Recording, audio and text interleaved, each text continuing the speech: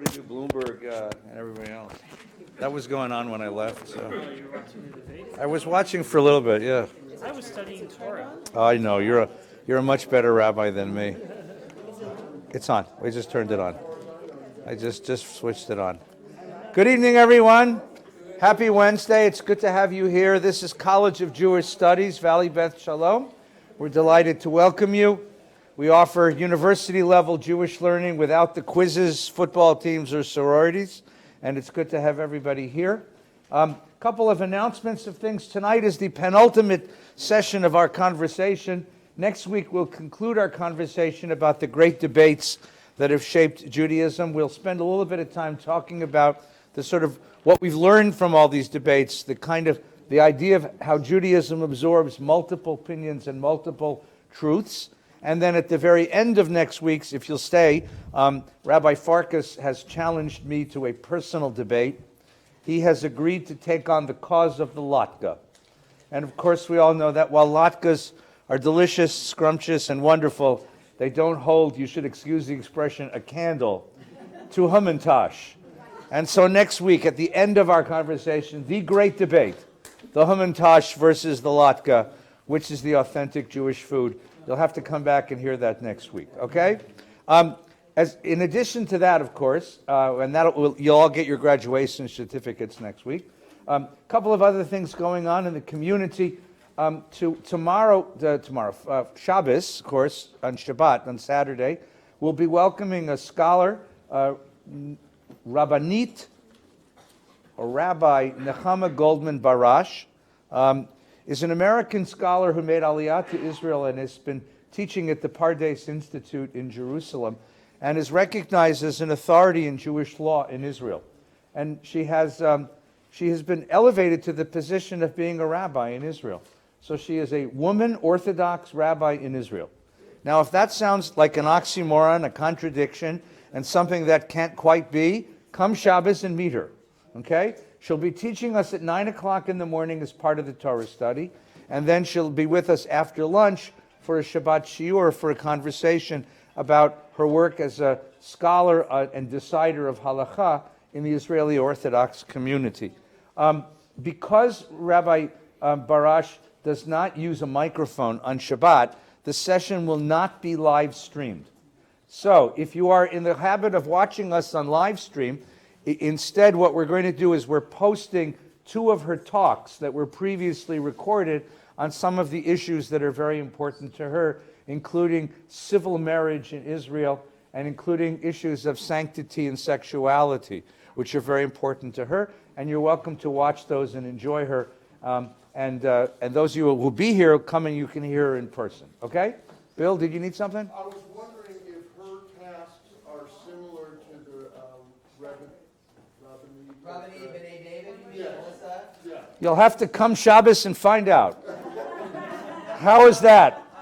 How is that for a teaser? How's that for a teaser? That's good. Come Shabbos and you can answer all the questions you have. And Nechama is a wonderful, wonderful teacher. I learned with her a couple years ago when we were together for the Limud conference, and just a wonderful teacher. We're delighted to have her with us. On Friday night, not this coming Friday night, not the after tomorrow, but the week after, which is February 28th, we're going to have a very special Friday night at 7:30. I'm sure all noticed the wonderful exhibition in the hallway, which commemorates the moments in the Soviet Jewry movement here in America and abroad, and in the Soviet Union. For those of you who are younger than me, there was once a country called the Soviet Union. It comprised most of Central Asia, and there were 3 million Jews living there, and they were not permitted to leave. And beginning in the late 1960s and early 1970s and extending through the 1980s, there was a major worldwide political movement to pressure the Soviet government to release them. As well, there were movements within this former Soviet Union for people to come out. That movement is now, we commemorate that movement. It's now almost 50 years old. And we'll have a chance to commemorate it by listening to the stories of many of the people who were involved, many members of our own congregation. So Marcia Volpert is here. She's hiding. You're not going to be there? But she'll leave us some words.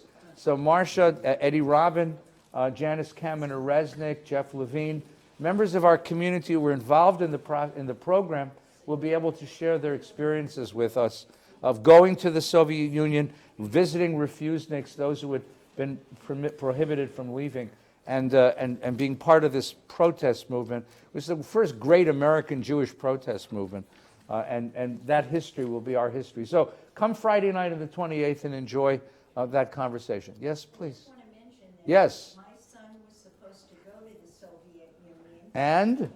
What happened was somehow or other the government there got word Aha. that the young people on the plane Yeah. was a refusenik and they would not allow them into the country. This is what happens. So it's a very interesting, it was a very, very interesting experience. And a very interesting chapter in the history of American Jewish life and, of course, of world Jewish life. So please come on that Friday night and enjoy that. And one last announcement of shameless self-promotion. On Thursday night, March 5th, we're going to celebrate the new book that I just published, which is Rabbi Schulweiss's biography. So those of you who remember Rabbi Harold Schulweiss, who was our rabbi and teacher, I wrote his biography, sort of Life and Times. It's available. You can get it on Amazon, but if you get it here at the shul, we can get it for you a little cheaper. And I'd be glad to autograph it for you. If you come on the 5th, we'll have an evening. My friend Rabbi Brad Shavit Artson will be coming down from the AJU, and usually I interview him, but this time he'll interview me, and we'll be able to... something wrong? Just making sure we can hear you. All right, can you hear me? I'm talking as loud as I can. Your Honor. How much is the book? Priceless. Took me 5 years to write. How much is that worth? Right? You could wait for the movie to come out. Brad Pitt plays me. George Clooney plays Rabbi Farkas. Susan Sarandon play. Anyway, you get the picture. Scarlett Johansson plays my wife. It's a wonderful film. Or you can get the book. You can find out the book. The book is $18, and the signature comes free. Okay? Yes, please. Tell them again that you're going to have the hard copy, which is... Yeah, if you want hard copies, they cost a little bit more, and we'll have those too. But there's soft covers and hard covers, depending on how hard you are on books. Is that okay? Good. All right. Let's begin as we always do. If everyone would stand up and welcome the people beside you, wish them hello and welcome. I'm glad you're here. We'll rev up the heat, get it warm in here. Glad you're here. I'll begin with a little introduction. You want to start with Kaplan or with You Hadley? do the introduction, and I'll do Kaplan first because He's older. yeah. Hi, everyone.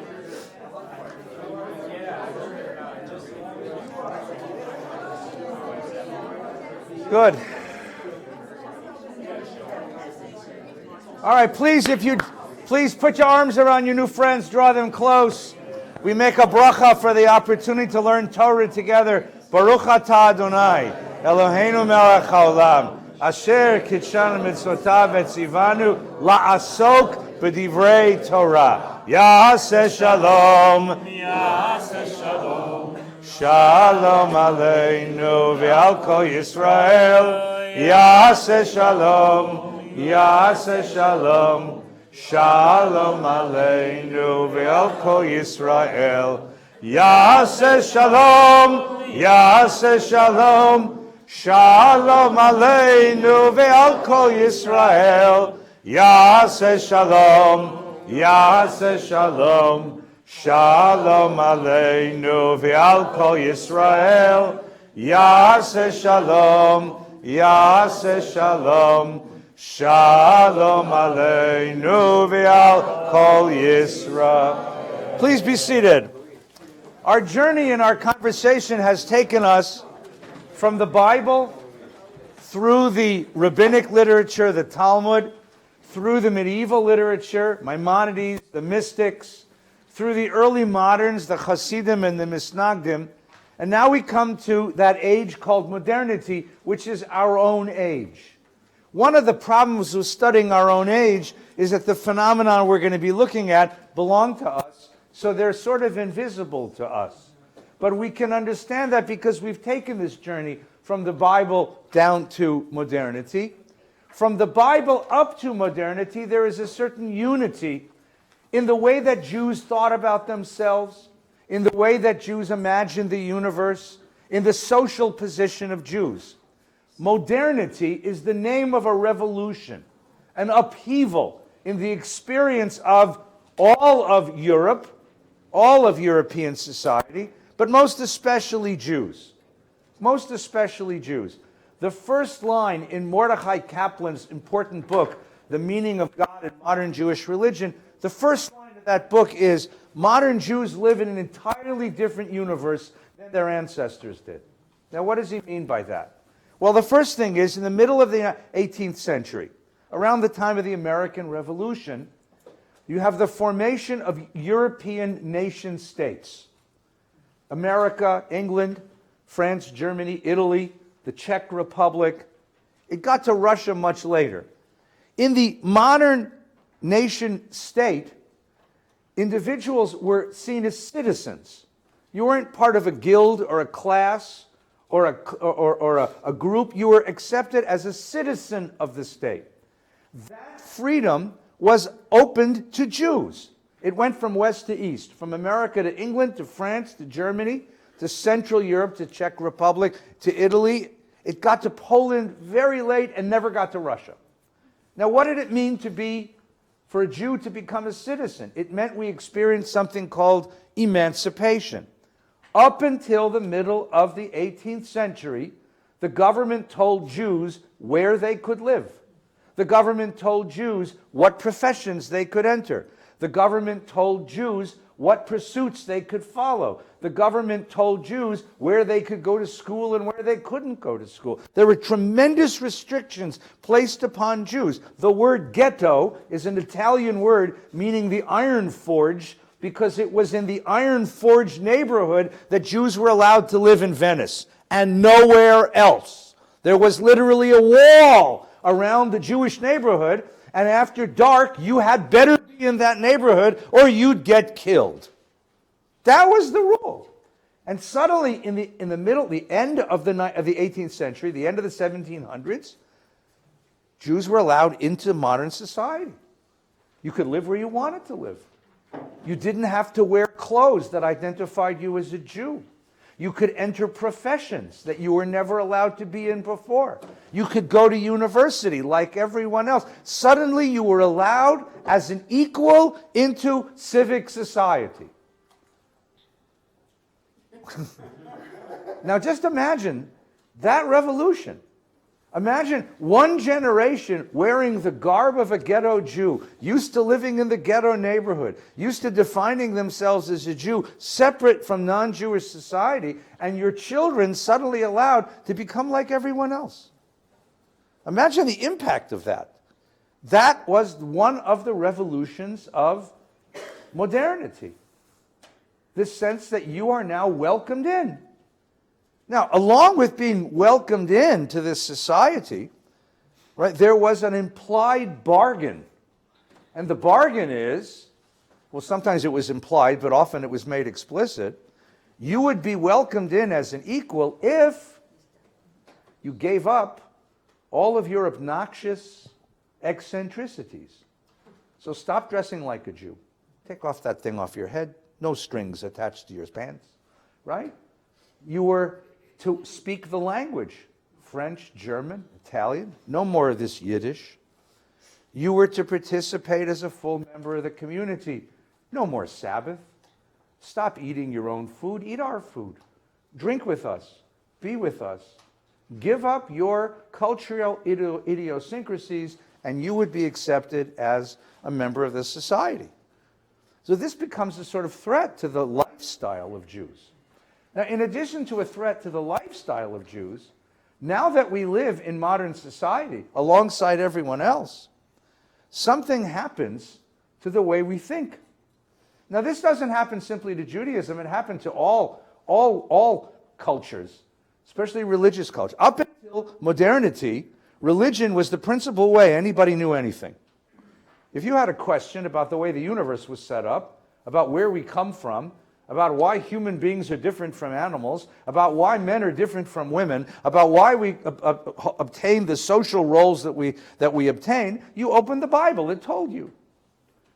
But suddenly in the middle of the 18th century, you have the rise of something called science. And science started telling you a different story a different set of truths, a different way, Gesundheit, a different way of knowing. A different way of knowing. So you think that the universe is 5,780 years old.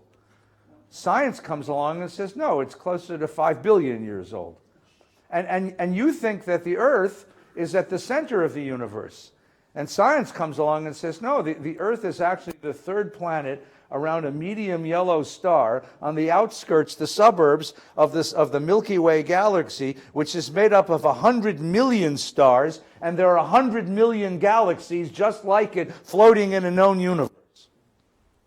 Make you feel a little small, huh? And you think that you are the exalted creature created in the image of God. You're just an erect, hairless primate with a slightly bigger brain than your chimpanzee cousins. But the fact is that you and your chimpanzee cousin share 99.4% of the same DNA. And you think that your spiritual being is different from the animals, you're more godly. Comes along Brother Sigmund and says, nah, you're just the sublimation of sex and killing and violence. And suddenly this new way of knowing challenges everything religion said about the world and everything that Judaism said about the world. Suddenly we're in a conversation with many more ways of knowing. And so what becomes of Judaism? What becomes of a Jewish way of life? What becomes of the truth of Torah? What becomes of our belief in God? What becomes of our sense of sacred separateness from the world? And then if you take all of that and you come to America, because America is modernity on steroids. America is a place where modernity is everything. Here in America, religion isn't mandatory the way it is in Europe or even in Canada. Here in America, it's completely voluntary. You're Jewish because you want to be Jewish. And if you decide not to be Jewish, nobody cares. It's completely voluntary. It's completely up to you. So what does Judaism mean to you? Why should you be Jewish? What does religion mean? What does it say to us? In what way is it true? What makes us a community any different from anybody else? Who are we? These are the great questions of Jewish modernity. Now, needless to say, we haven't solved all these problems, right? However, we have some help. I want to introduce you to two gentlemen. They come from different parts of Europe. Mordechai Kaplan came from Lithuania. He's a Litvak. Remember Litvaks, Misnagdim, a couple of weeks ago? Rational, pedantic, disciplined. And Abraham Joshua Heschel was a chassid, mystical, sensuous, a little musical.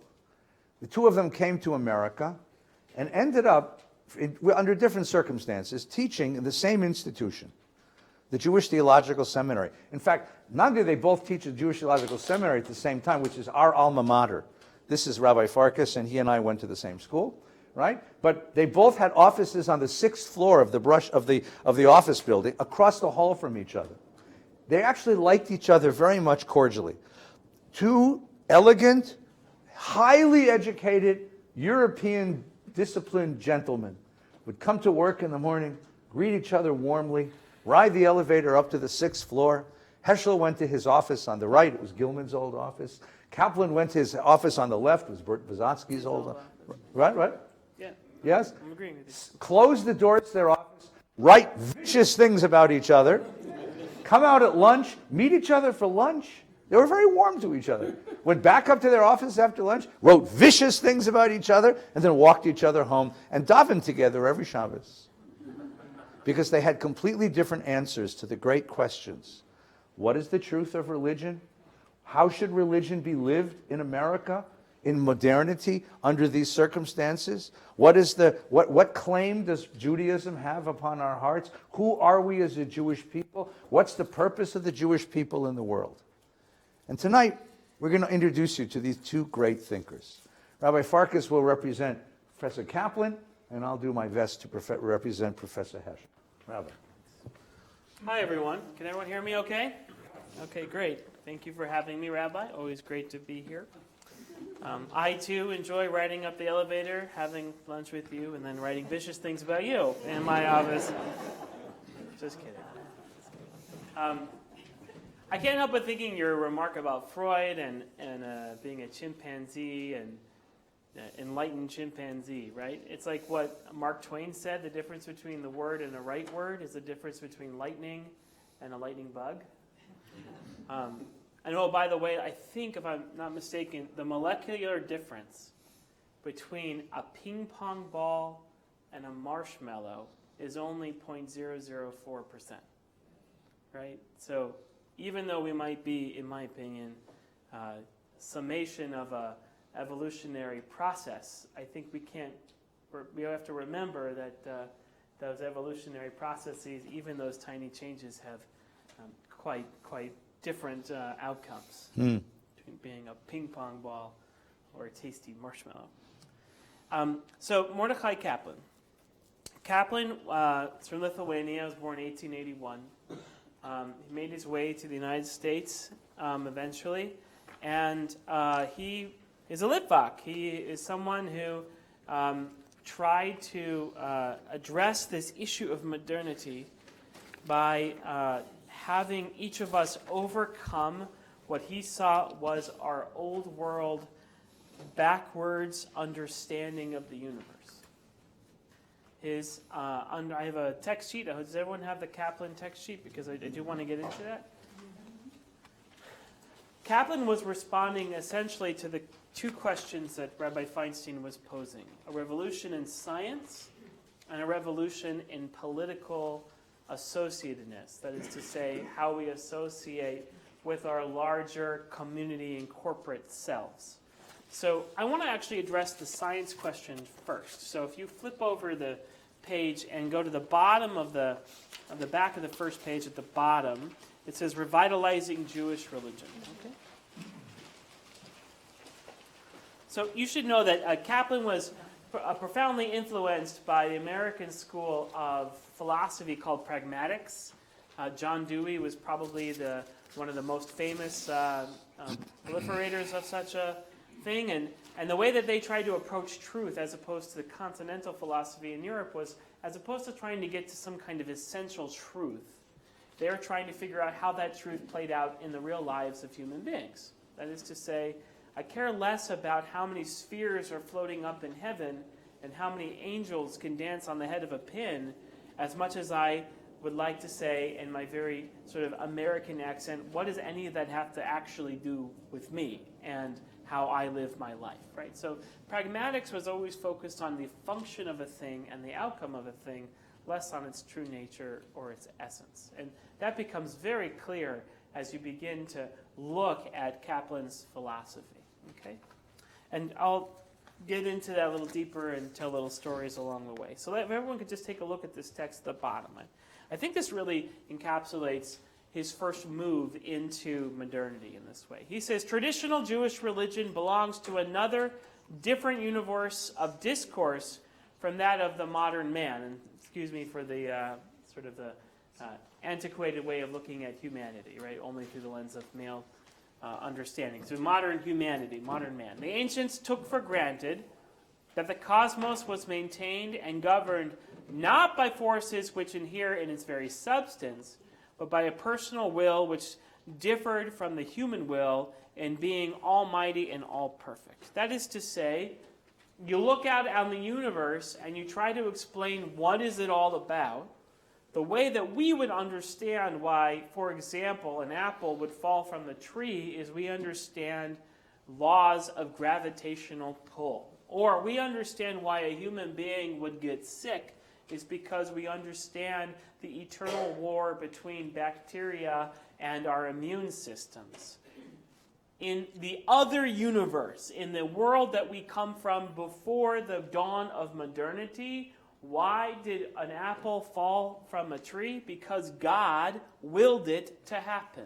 And why did you get sick or I get sick? Because of some action, known or unknown, of which the sickness is a punishment. So in the pre-supernatural, primitive, I might say, way of looking at the world, an unseen thing was explained through the will of a divine creator, revealer, and redeemer. That is to say, through God. And in the new world, we try to use our empirical sense to come out of that old world and discover things like medicine and gravity and thermodynamics, all things which allow us to excel as human beings. And so this is the central question for him when it comes to pre-science and pre-empiricism and empiricism. He's trying to enter us into, and so that he can come to answer this question: how do you be a Jew in a world where you don't necessarily believe in a divine will all the time? So here he says the will of God was conceived as operating in the world through the medium of invisible beings. Let's call them angels or demons, Satans, or other incorporeal spirits. In this mental image of the cosmos, heaven was pictured as an actual part of space reserved for the Godhead and his or God's ministering angels. Man's measurement of time by years, months, and days were regarded as making changes which were of significance to the whole of creation. Man's conduct was deemed so important that it was regarded as influencing the behavior of the physical elements of the universe. Now, even here, he is betraying his modern thinking. What did he call heaven and angels and all that? A mental image. So, if you're pre-empiricist, pre-modernity, it's not a mental image because you're not even self-aware enough to know that you're having a mental image. It's just how the world was built.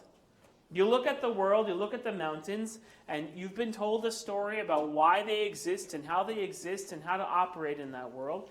That's not a mental image. It's only in a modern scientific understanding that you would even have a mental image and put the human being at the center of the universe.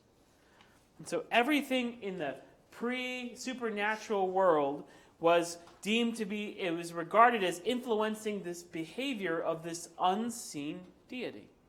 Okay, the Torah was taken to be literally the word of God. To obey its ordinances meant to earn life eternal. To disobey them was to court suffering and extinction. The goal of life then was to bask in God's presence, was assumed to be achievable only in the hereafter, and the lack of visible evidences of God's presence in this world was regarded as part of this world's inherent imperfection and as proof of the ultimate transformation of this world into the world to come.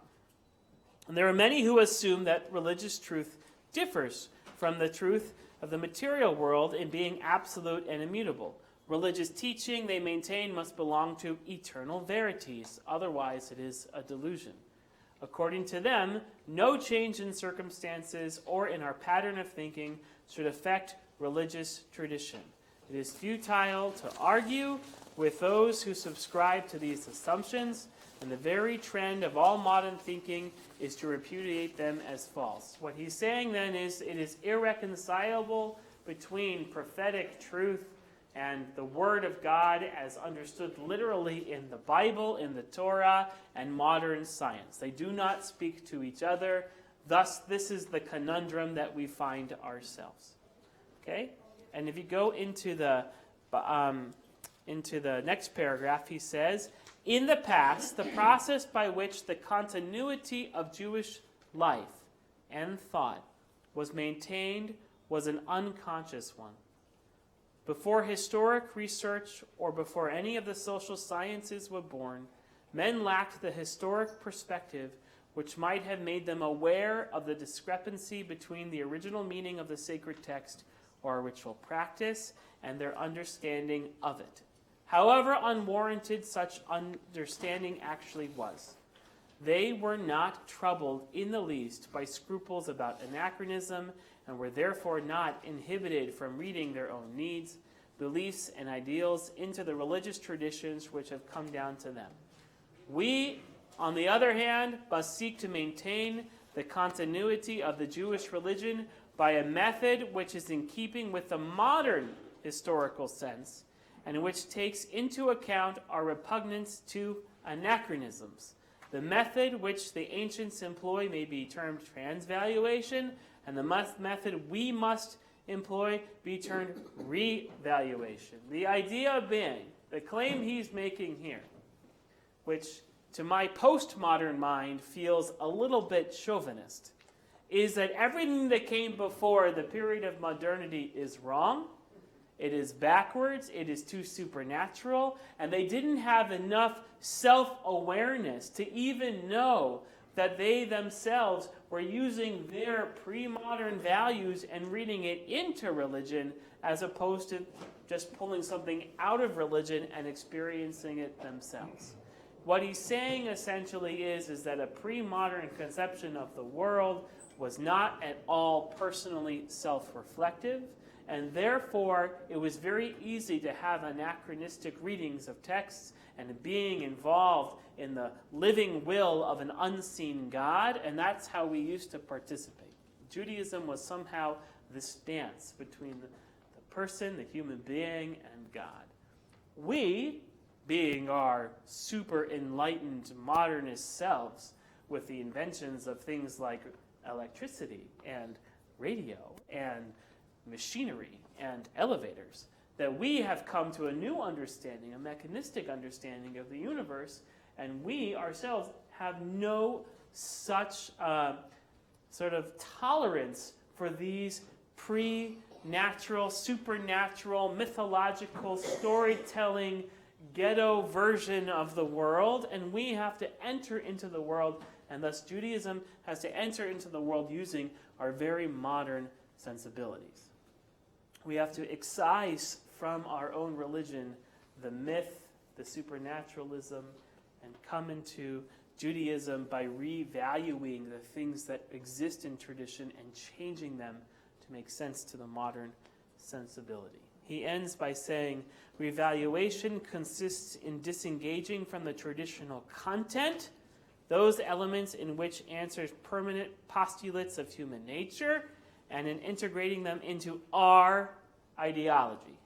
When we revaluate, we analyze or break up traditional values and their implications, and single out for acceptance those implications which can help us meet our own moral and spiritual needs.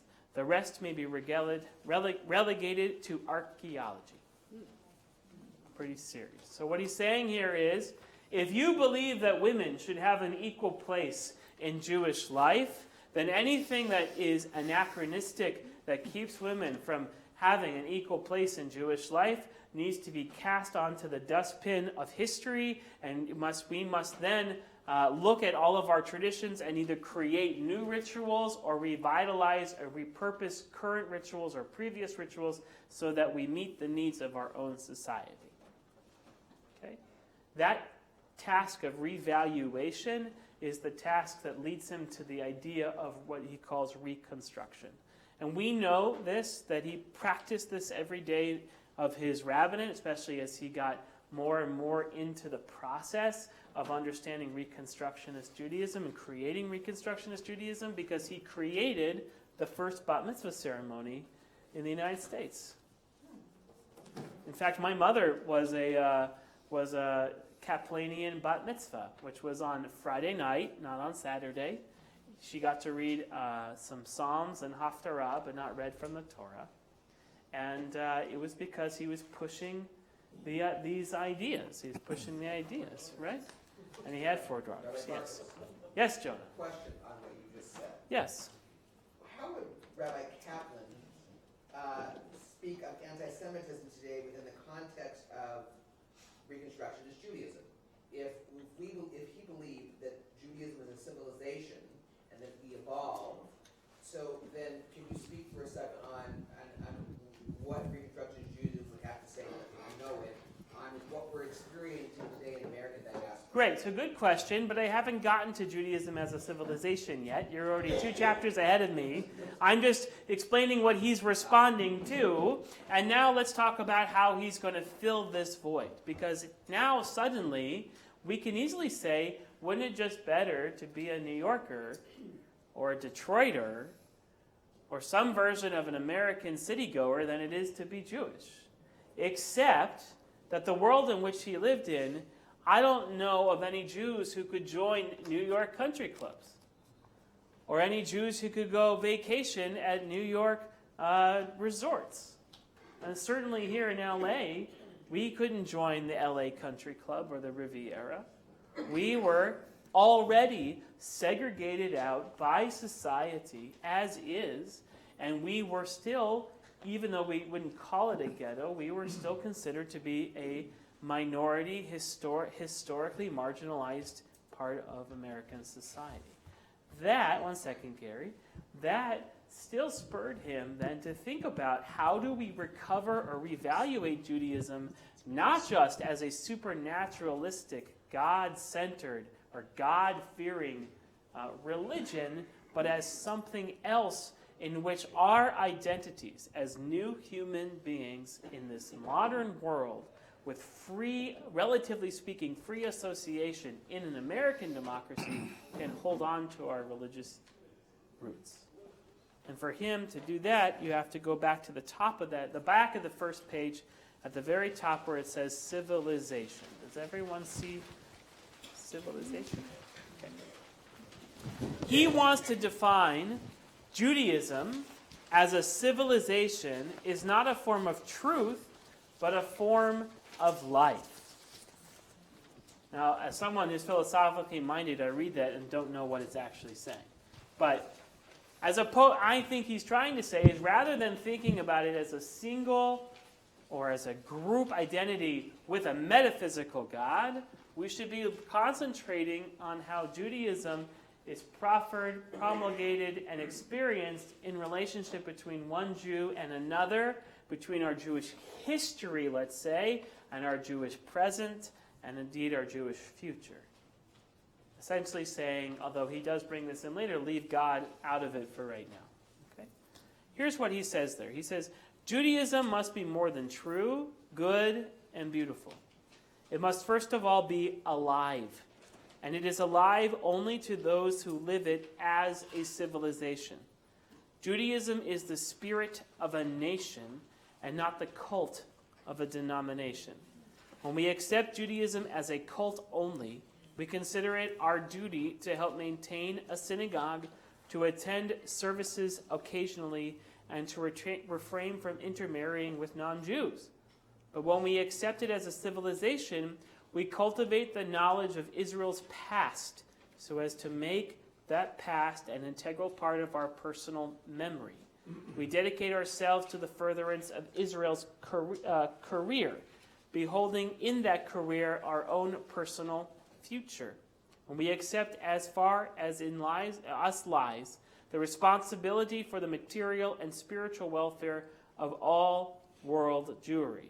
To be a Jew in that sense is to be imbued with the Jewish consciousness that reaches down into the secret places of the unconscious. So, by the way, don't get hung up on the word Israel here, because he's not referring to the state of Israel.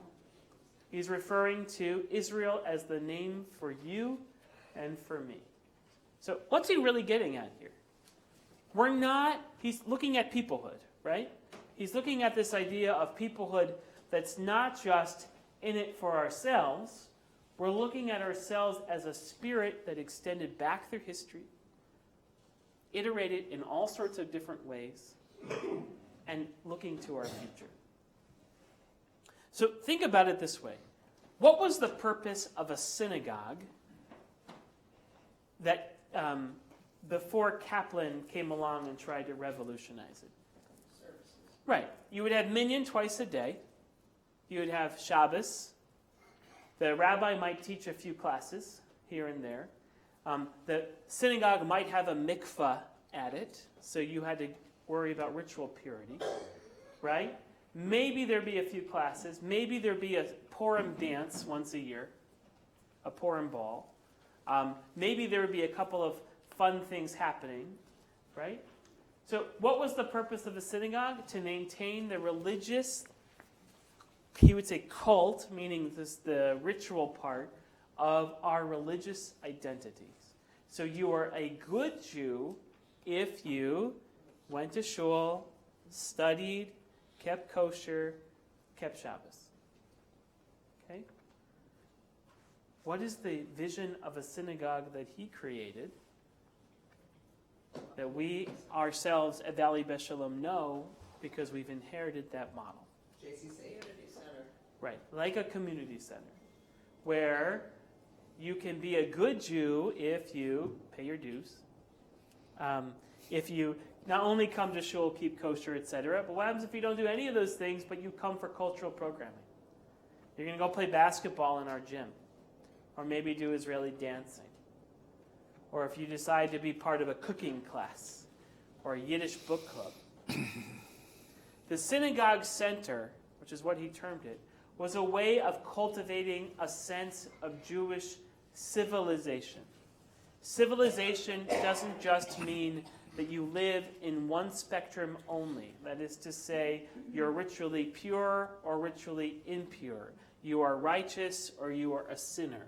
You are in God's good graces or out of God's good graces. That is how you would say only one spectrum.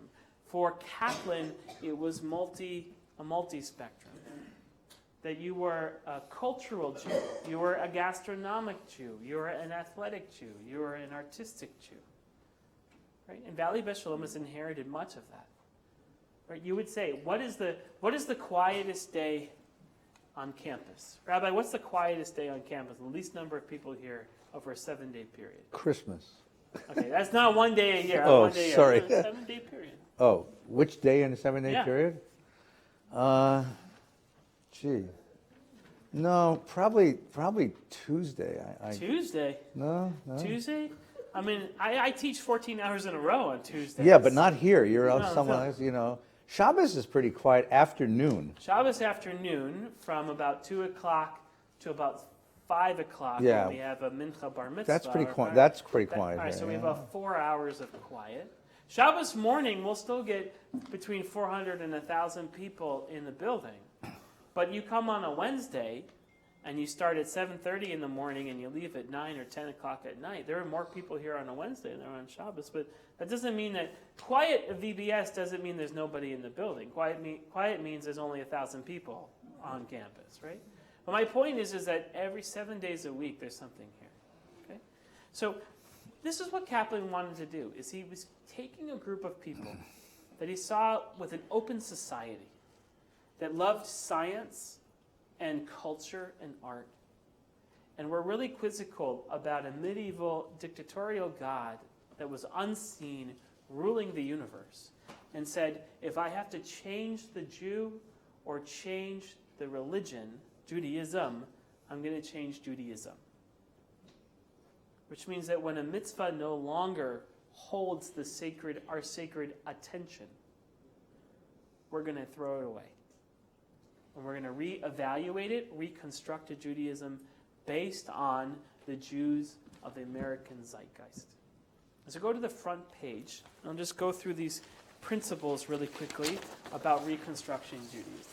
Okay? Gary had a question before. Oh, so- Gary, did you want to... I was just curious, how did all these ideas go Uh, over? How did all of these ideas go over at the seminary? Great. How did all of these ideas go over at the seminary? Well, if you were one of Kaplan's students, you thought he was the most amazing Jewish philosopher that had ever walked the earth. By the way, Kaplan went to Yeshiva University and actually graduated from Yeshiva University. There's a very funny story that Yeshiva University wanted to honor its oldest living graduate as a way of doing a fundraising dinner. And when they discovered that their oldest living graduate at 100 years old was Mordechai Kaplan, they canceled the dinner. It's a true It's a story. true story. Yeah. He founded Young Judea, the youth group movement. Okay, I was going to, yeah. Yeah, go ahead. No, please. He founded Young Judea. He created the first teachers' college for Hebrew school and day school teachers in America at JTS. He created and founded the Reconstructionist Rabbinical College. He wrote the first very liberal Haggadah, which was his first foray into Jewish liturgy, changing Jewish liturgy to match the will of the current folks. Kaplan would have been much more successful if he knew how to fundraise, and if he knew how to manage and maintain a board of directors, and if he knew how to create a movement. And there's very possibility that Kaplan is, in my opinion, is speaking a lot of truth about the American zeitgeist. I have critiques of Kaplan, plenty of critiques of Kaplan, but I want to go through these principles first before I ever get to those. Okay, so let's just take a look. Number one, Judaism, or that which has united the successive generations of Jews into one people, which, interesting, right? If you understand grammar here, he's defining Judaism as that which has united the successive generations of Jews into one people. So he's already defining Judaism as a sense of peoplehood. Is not only a religion, but is a dynamic religious civilization. We have poets and writers, and we have Jews who express artists, and Jews who express themselves in all sorts of different ways, not just in terms of religion. Number two, Judaism has passed through three distinct stages in its evolution and is now on the threshold of a fourth stage. It was primarily a national in character during the First Commonwealth, ecclesiastical during the Second Commonwealth, and rabbinical through the end of the 18th century, and is now into a democratic civilization. Now, I'm not going to go through each one of those, but essentially First Temple, Second Temple, rabbinic, long exile under medieval and absolute rulers, and now that we live in an American democratic society, we have a democratic way of looking at religion.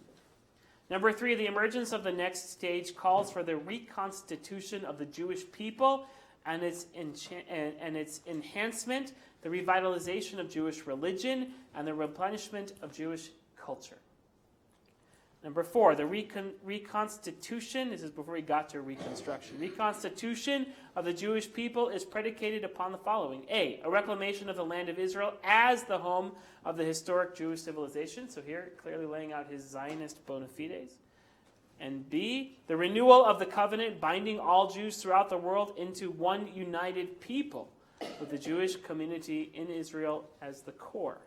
And C, formation of the organic Jewish communities in all countries of the Jewish diaspora. So the reconstitution of the Jewish people is essentially both Zionist and also cultural based, but we are united into one people. 5, an organic community is one in which all activities and institutions conducted by Jews for Jews are interactive, and in which the fostering of Jewish peoplehood, religion, and culture is given primacy over and against the cultic practices or religious ritual practices. 6, the revitalization of Jewish religion can be best achieved through the study of it in the spirit of free inquiry and through the separation of its organized institutions from all political authority. I find that one particularly interesting. Number 7, the revitalization of Jewish religion requires that the belief in God be interpreted in terms of universally human and specifically Jewish experience. You cannot interpret God without understanding the universalism that comes in from a universal humanistic understanding, and specifically the Jewish experience using a Jewish idiom. By reason of prevailing diversity in world outlook, there has to be room for Jewish religion for different versions of it. Right? We have to have denominations and different opportunities to express Judaism as each group sees fit. I'll just do a couple more. The continuity of religion through different stages, identity, diversity of belief and practice, are sustained by its sancta. These are the heroes, events, texts, places, and seasons that the religion signalizes as furthering the fulfillment of human destiny. That is to say, what makes something Jewish are the Jewish words we use, our heroes, our pictures, the art we use, the rituals that we use, our texts that we study, the times of the year that we utilize, right?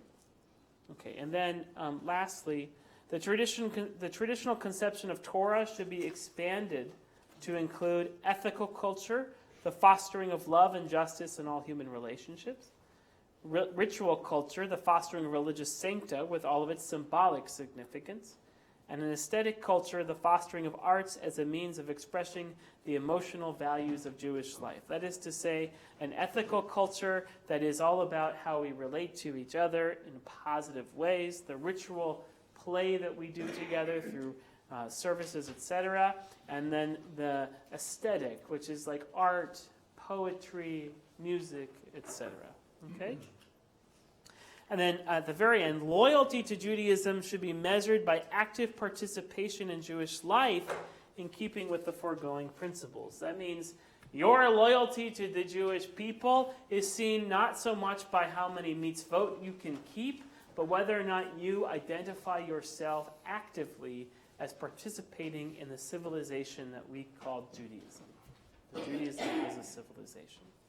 So, what Mordecai Kaplan did in his project, just to sum up, was to try to take the American entrepreneurial spirit, the sense of pragmatics, that is to say, not the essential truth of a thing, but how that thing functions in the world, the idea of science, of demythologizing the world, and the idea of free civic association, found most notably in the United States of America, more powerfully here than anywhere else in the world, and to try to wrap all of that around a Jewish core by understanding that each of us is part of a civilization that we call Judaism. And by doing that, he essentially invented the suburban synagogue. Synagogues that were full of classes and programs and sisterhoods and brotherhoods, Jewish bowling leagues and Yiddish book clubs and cooking classes, and where services themselves were only part of a 7-day Jewish experience, and that the purpose of a synagogue was to cultivate the Jewish civilization itself, which includes Valley Beth Shalom and many of the other large synagogues you have in Los Angeles, and he enjoyed that and felt like that was where Judaism was supposed to go. And I think the proof of his argumentation is in our own community and feeling the power that this community and other communities like ours experience in the wide spectrum of Jewish belief and experience. And with that, I'll end and take a couple questions. Yes. Oh, please. You have to go into the mic so the people online can hear. I didn't know it was online. So, is there what would maybe this question might be anachronistic, but what would Kaplan say about obligations? So, can a Jew opt out of being in a civilization the way an immigrant might choose not to live in America anymore, or choose not to live in whatever country of their origin? Yeah. So, the question is, can a Jew opt out of being part of the civilization? I think that he couldn't even conceive of such a thing, because by being a Jew, you had come to the world you lived in, with specific cultural inheritances, religious inheritances, socioeconomic inheritances, and even though they might look a little bit different, what does even opting out even look like? I'm not even sure that he could totally conceive of that. However, he would say, I think, if he knew where all of this went later in life, I think he would say that opting out would mean opting out of civilization altogether. And A Jewish civilization. Jewish civilization altogether. And that means that, okay, so you want to change your name and have a Christmas tree. Put a Christmas tree in, etc. Right? Which we can get to some critiques of Kaplan in a little bit, but I think opting out would mean leaving the community. That's what I meant. Essentially, you're immigrating. Would there be any obligation to stay the way there would be in Orthodoxy, where you would say No. there's no way to opt out? No. Yeah. No, opting out wasn't his question. I'll give you just one hint, okay? Kaplan had a synagogue. He started a synagogue in Manhattan. It's on West 86th Street near Central Park West. It was called the Society for the Advancement of Judaism, SAJ, which is a really awkward name, unless you know that right around the corner is another place called the Society for the Advancement of Ethical Culture. The Society for the Advancement of Ethical Culture was started by a man named Felix Adler, whose father was the biggest Reform rabbi in New York City. His father was the rabbi of Temple Emmanuel. Adler went to Columbia University, got a PhD in philosophy, went to Germany and studied philosophy, came back and took everything that was Jewish out of Judaism except what he called its ethics, and created the Society for Ethical Culture. Kaplan said, you're leaving behind all the parts that make life interesting. And so that was the contest. So in fact, those who opted out were the ones around the Jews who went to ethical culture around the corner, right? He wanted to recover them and give them back a Judaism they could believe in without leaving out all the interesting parts of the civilization. Did I get that right? Yeah, that's good. Now I'll give you two students of Mordechai Kaplan, Harold Schulweis, Rabbi Harold Schulweis, our rabbi, one of Kaplan's most important students who pushed Kaplan's agenda even further by developing this community, but also writing and influencing others. Another one from a slightly different strain, but also really taking hold here in Southern California, was Shlomo Bardin, right? Like, think about what the House of the Book meant to Jews in Los Angeles, and the Brandeis Bardin Institute, the Brandeis Institute, meant to Jews in Los Angeles. It wasn't to come and daven and commune with God. It was to go and do Israeli dancing, and it was to create a school, a place where you could be with other Jews. And lastly, Kaplan also envisioned and created and helped found the University of Judaism. Because he also then, again, believed that to advance Judaism as a whole civilization, there had to be Jewish classes on art and on society and on astronomy and science, and that you needed a full university of Judaism, not just a seminary of Judaism. And that all came from Kaplan. Yeah. Right. Okay, so there's a sense of not necessarily leaving the old behind, but changing the old to reflect something new. And I'm curious about this idea of us developing into a democratic civilization. Does that mean we can take a vote? I'm in favor of lobster, right? So can we take a vote on that? In some ways, maybe, Rabbi, you want to answer this. How many of you are in favor of lobster? Oh, sorry. Your dad raises it. In some ways, yeah. In some ways, again, this is one of the things that can lead to a critique, is that Judaism is whatever Jews say it is in the group that's living out Jewish life. Yeah, but he wants to inform it through the sancta, right?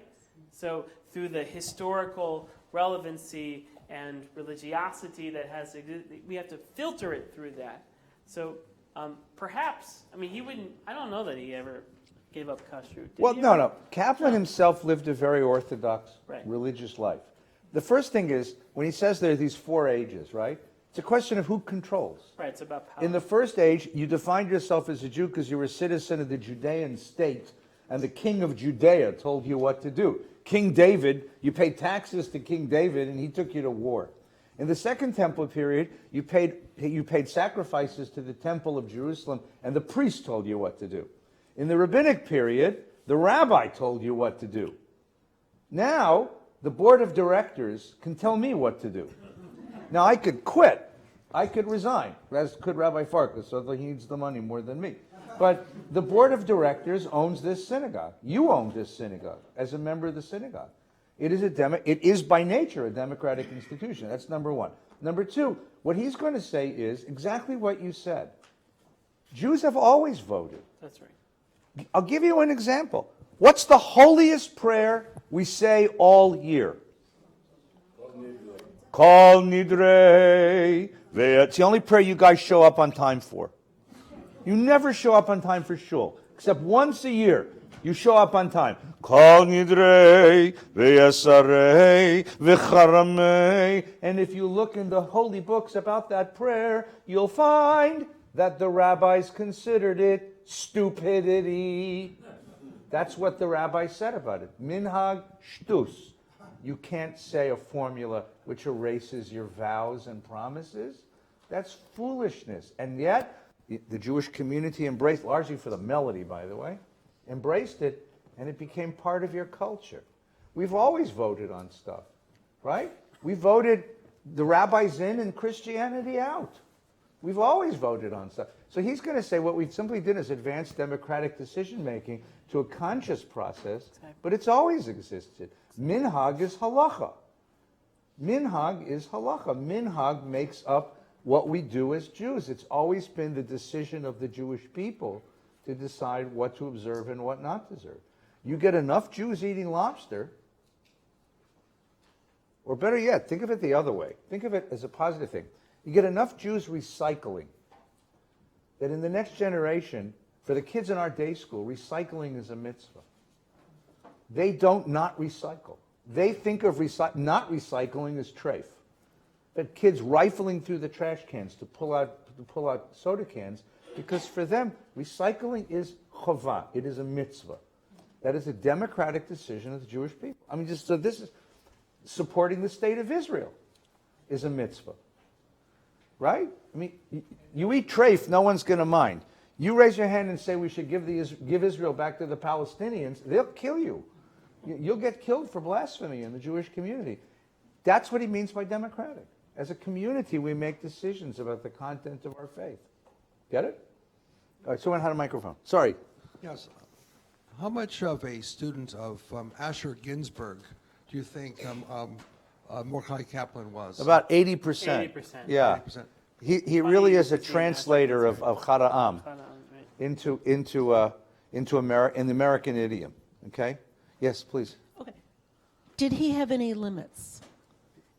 Was there a line beyond which he said this is no longer appropriate for the Jewish people to define themselves as? Yes. He believed that Shabbat should stay on Saturday, for example. He believed that we needed a common currency of cultural idiom, which meant we used Torah and Torah language as a way of, he believed that we should have services, that we should have cultic ritual practices, but those practices can change over time, but that we should still happen. We believe very much in the calendar.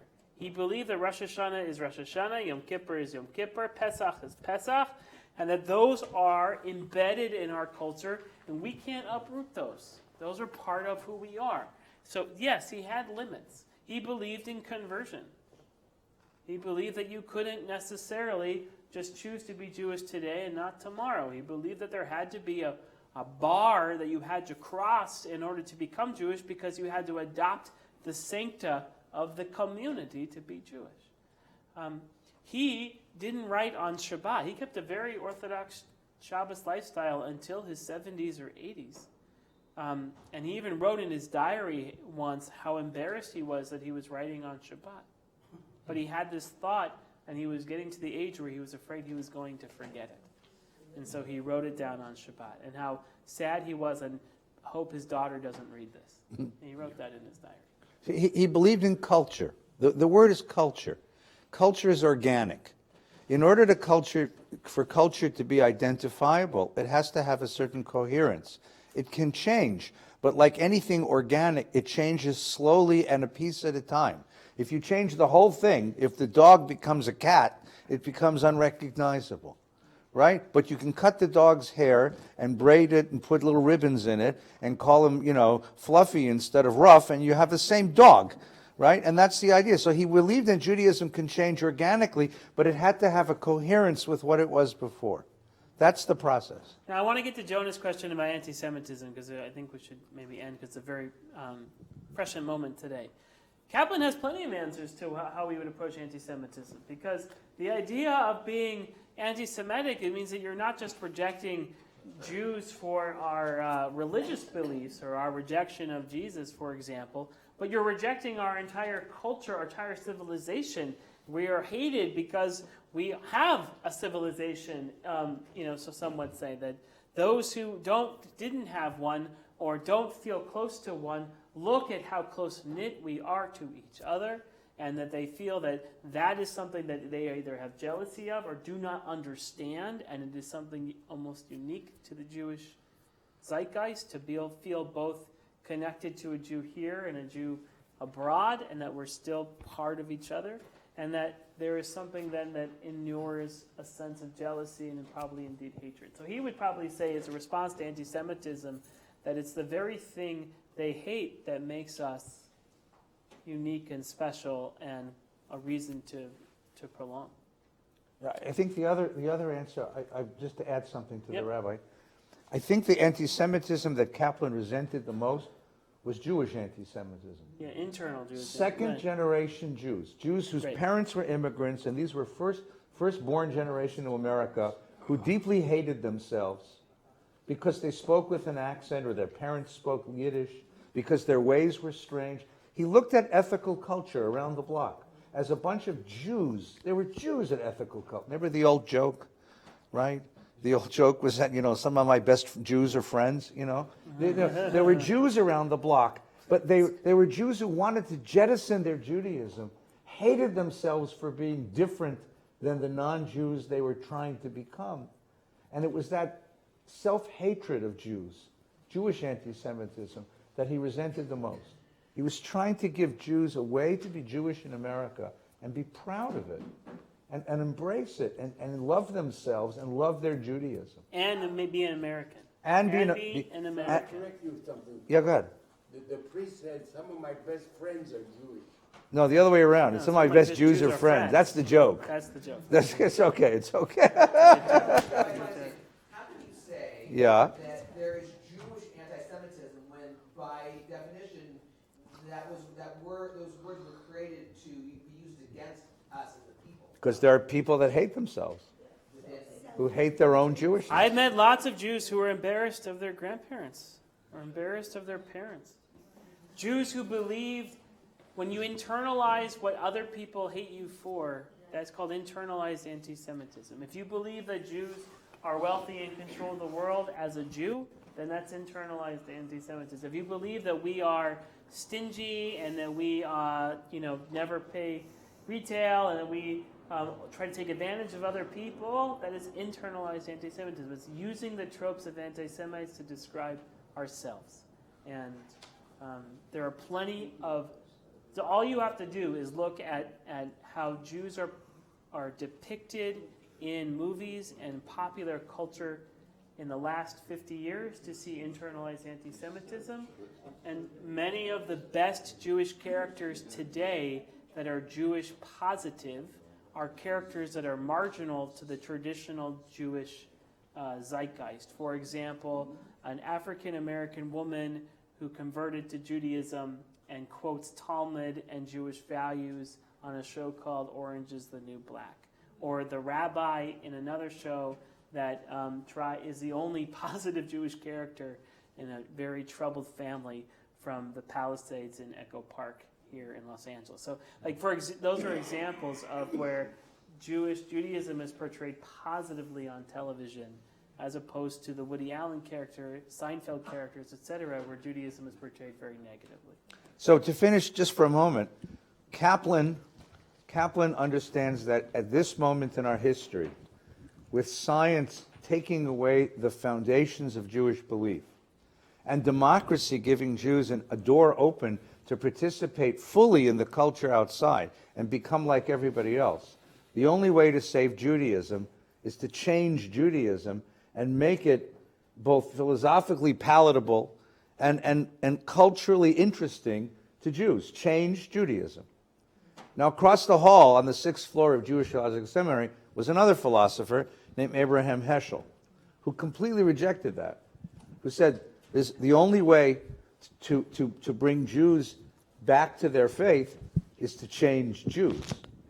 How do you change the mind of Jews? And for that, we're going to go get some coffee and brownies, and we'll come back in 5 minutes, and we'll begin that second chapter. Thanks so much. Well done. Well done. Well done.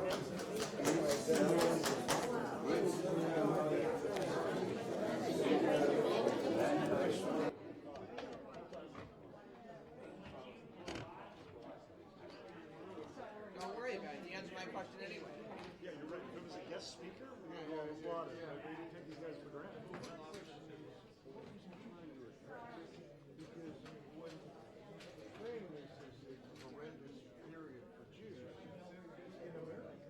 Synagogues were being formed, and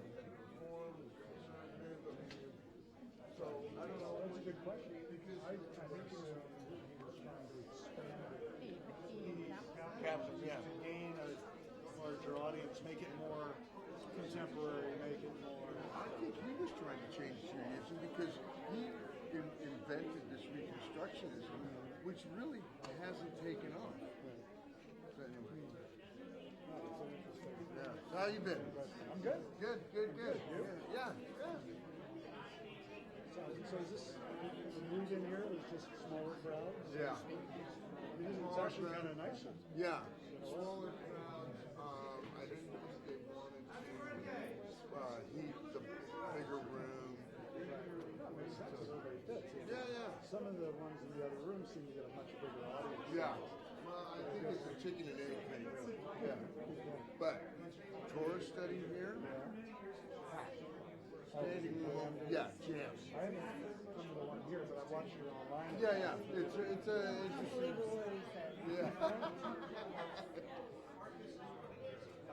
Yeah. Yeah.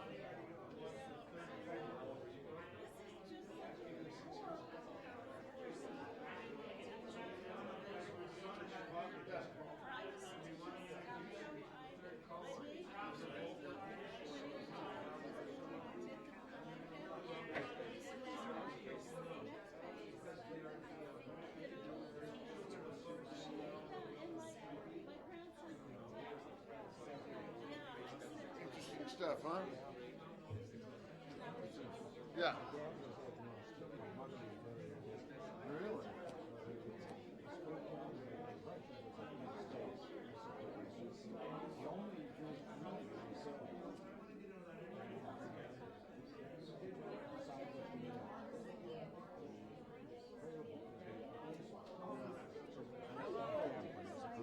Really? I'm good.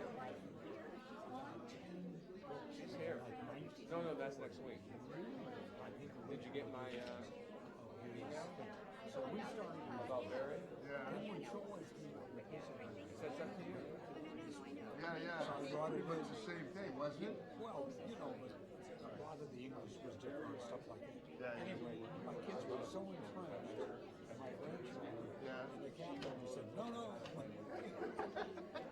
So now Don't change. So I sneaked stuff out of the book. That's funny. Yeah. Anyway, interesting.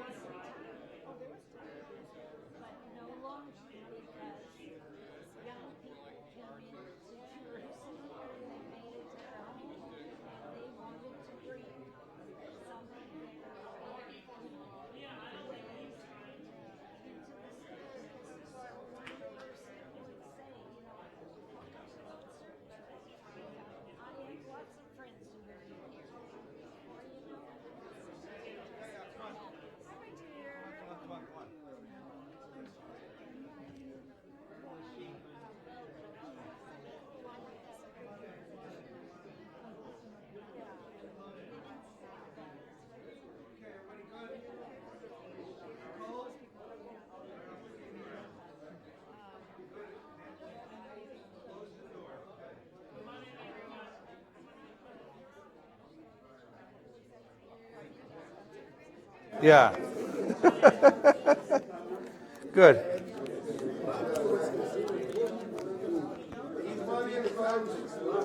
Seriously?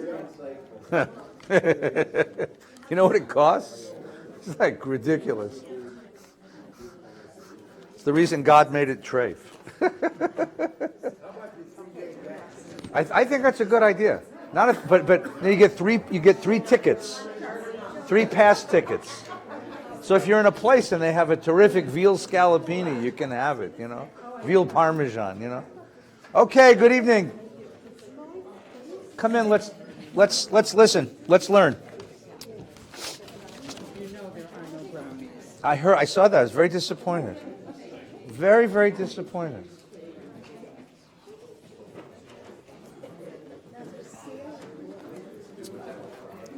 Okay. Could we close the door because it's a little chilly, Billy? Thanks so much. So we've met Mordechai Kaplan. Now we'll meet the other philosophers. So if you have the page, take it out with me. Abraham Joshua Heschel was born in 1907 in Warsaw, Poland. He was the heir to a great Hasidic dynasty. His father's 7 generations from the Baal Shem Tov, his mother's 6th generation from the Maggid of Mezerich. And even when Heschel was a little boy, he was a genius Talmud student in the yeshivas of Warsaw. He was already identified as the next great Rebbe. When he was 16 years old, his father died. And his uncle and his mom realized that this young man was too big for the community he was living in. They wanted to send him out into the world to learn because his mind was too big. So they sent him to Vilna, to a secular Jewish high school where he finished 3 years and began learning secular science, art, music, languages. He's this kind of genius person that could learn anything. And then when he graduated, he didn't come back to the community to be its rabbi. He decided to go to Berlin to study at the University of Berlin, which was the most powerful learning institution in the world. And there in Berlin, he studies philosophy, he studies Semitics, he writes his PhD, he goes back to visit his family and publish his PhD 6 weeks before the Nazis arrive, in 1939. Begs his family to leave because he's seeing what's happening in Germany.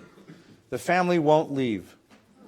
The family won't leave because his uncle is the rabbi of the community and he can't leave because his Hasidim are there.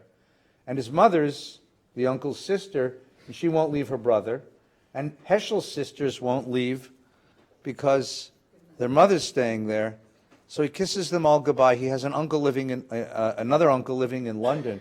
Heschel goes to London, never saw his family again. They all perished in Auschwitz.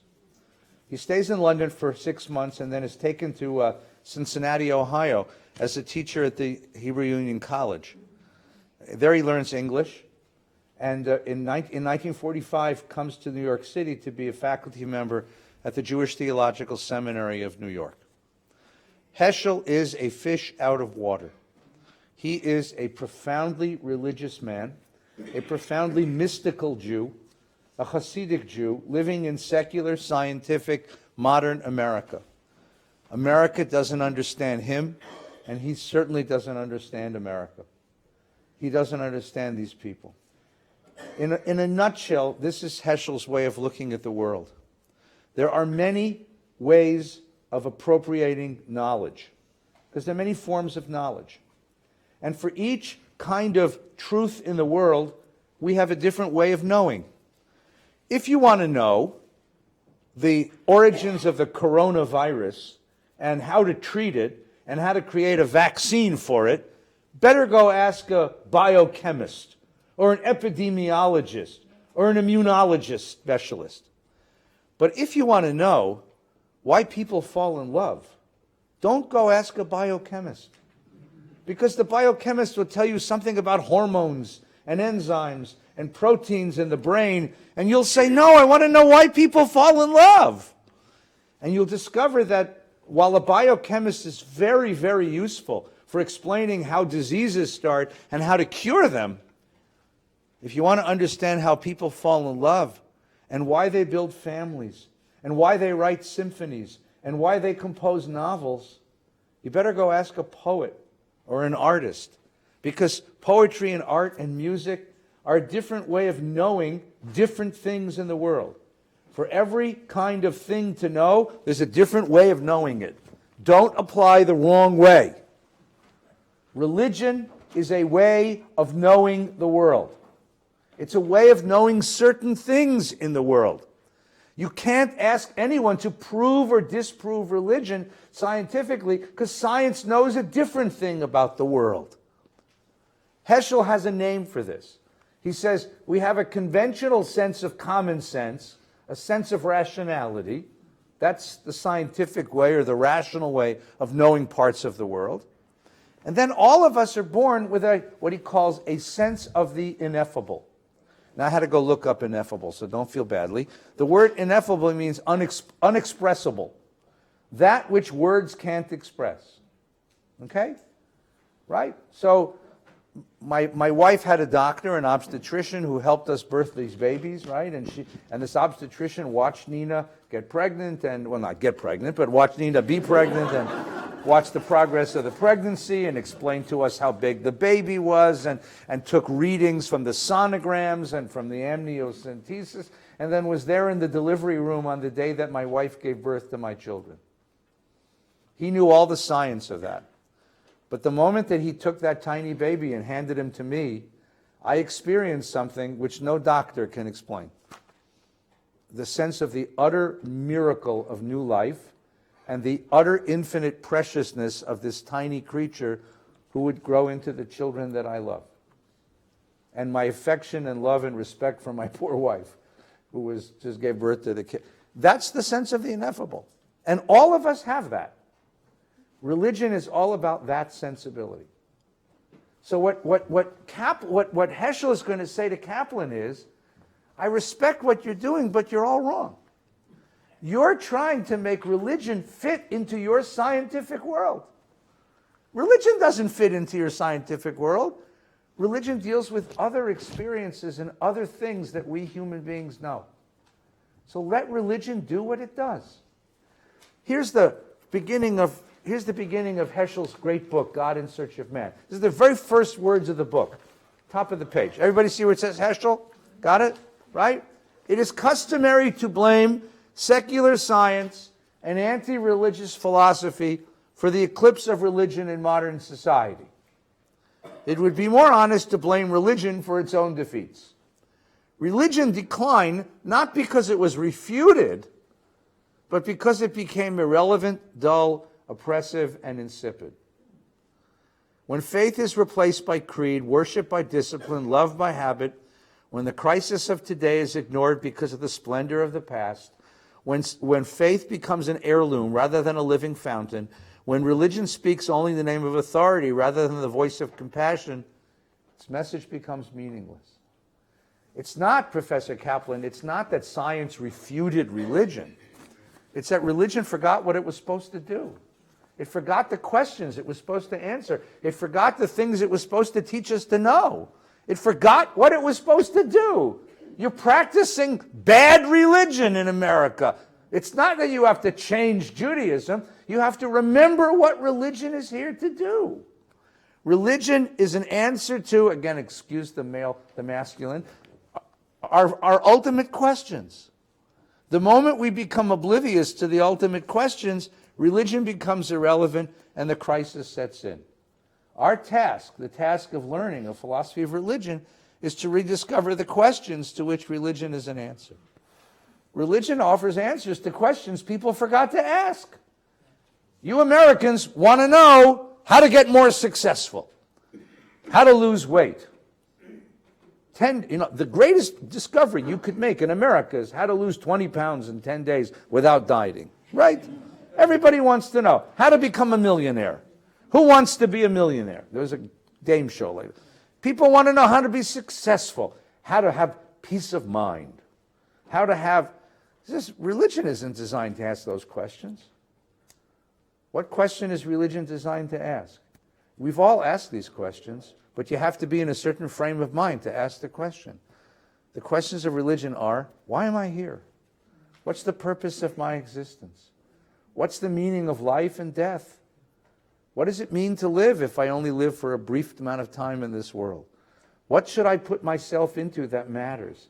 These are the ultimate questions, the great, what we call existential questions. You can't answer those questions with science. I mean, the irony is, the scientists can cure the coronavirus. What drives the scientist? Science can tell you how the virus got started. What tells you why the scientists got started to find the cure to the disease? That's a whole different thing. That's what religion's about. So Heschel writes the following. This is an essay that he wrote in 1964 where he reveals sort of his program. And he asks a really good question. He says, where is religion to be found? It's a really interesting question, right? He says, if you're looking for art, where would you, if someone said to you, I want to learn art, where would you send them? To an art museum, to an art gallery, to an art class. If someone said, I want to learn literature, where would you send them? To a library, to a bookstore, to a literature class. If someone says they want to learn music, right? Where would you send them? To a music. But if someone says, I want to learn religion, where do you send them? Well, when I was in college, I took a class called Religion 1. Actually, I wrote a paper, so I got Religion 101 credit. Hoo-ha. Right? What was Religion 1? It was called Religious Studies, Introduction to Religious Studies. First, we read all the books. We read the Old Testament, the New Testament, the Bhagavad Gita, the Quran, the Confessions of Confucius, the autobiography of Thomas Merton, good book. Then we visited the ashram, the church, the synagogue, the meditation center, the mosque.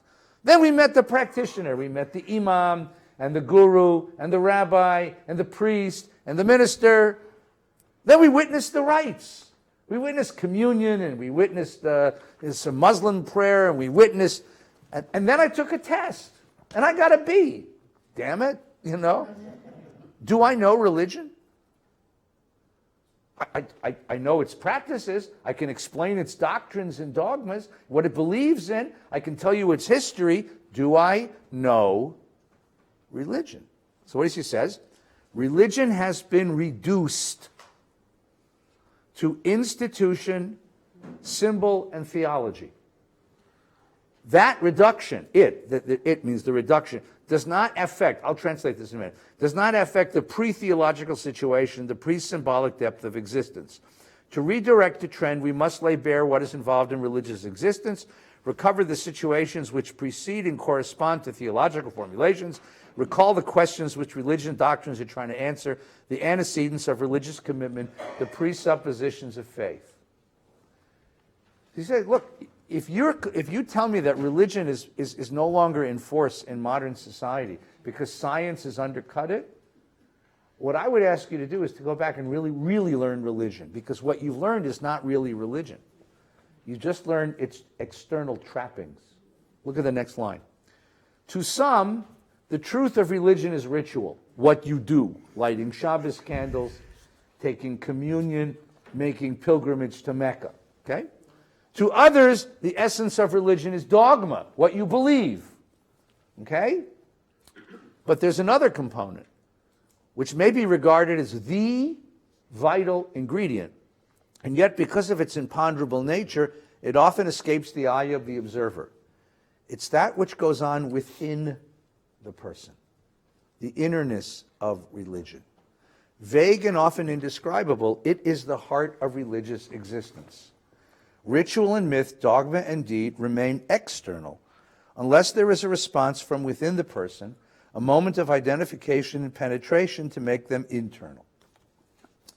So I can show you the rites and rituals of religion, but you won't understand it until you penetrate into what happens to that religious person during that rite and ritual. What makes it worthwhile? What happens to a Catholic, a truly believing Catholic who takes communion on a Sunday morning? What happens to a truly believing Muslim who bows down to Mecca 5 times a day? What happens to a truly religious Jew who goes and touches the wall in Jerusalem?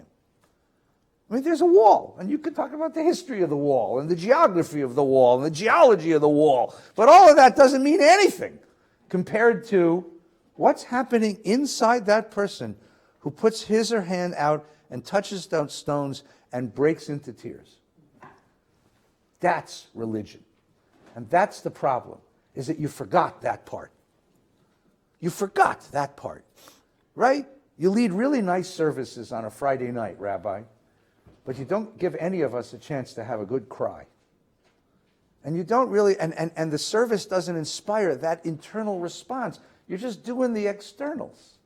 You're just doing when I was in Hebrew school, they said to us, okay, boys, we used to have these European teachers. Okay, boys, the one who is saying the Shema the fastest goes to recess. Everyone else stays here and cleans the room. Billy was in my class, right? So we had to learn how to say the Shema the fastest. Shema Yisrael.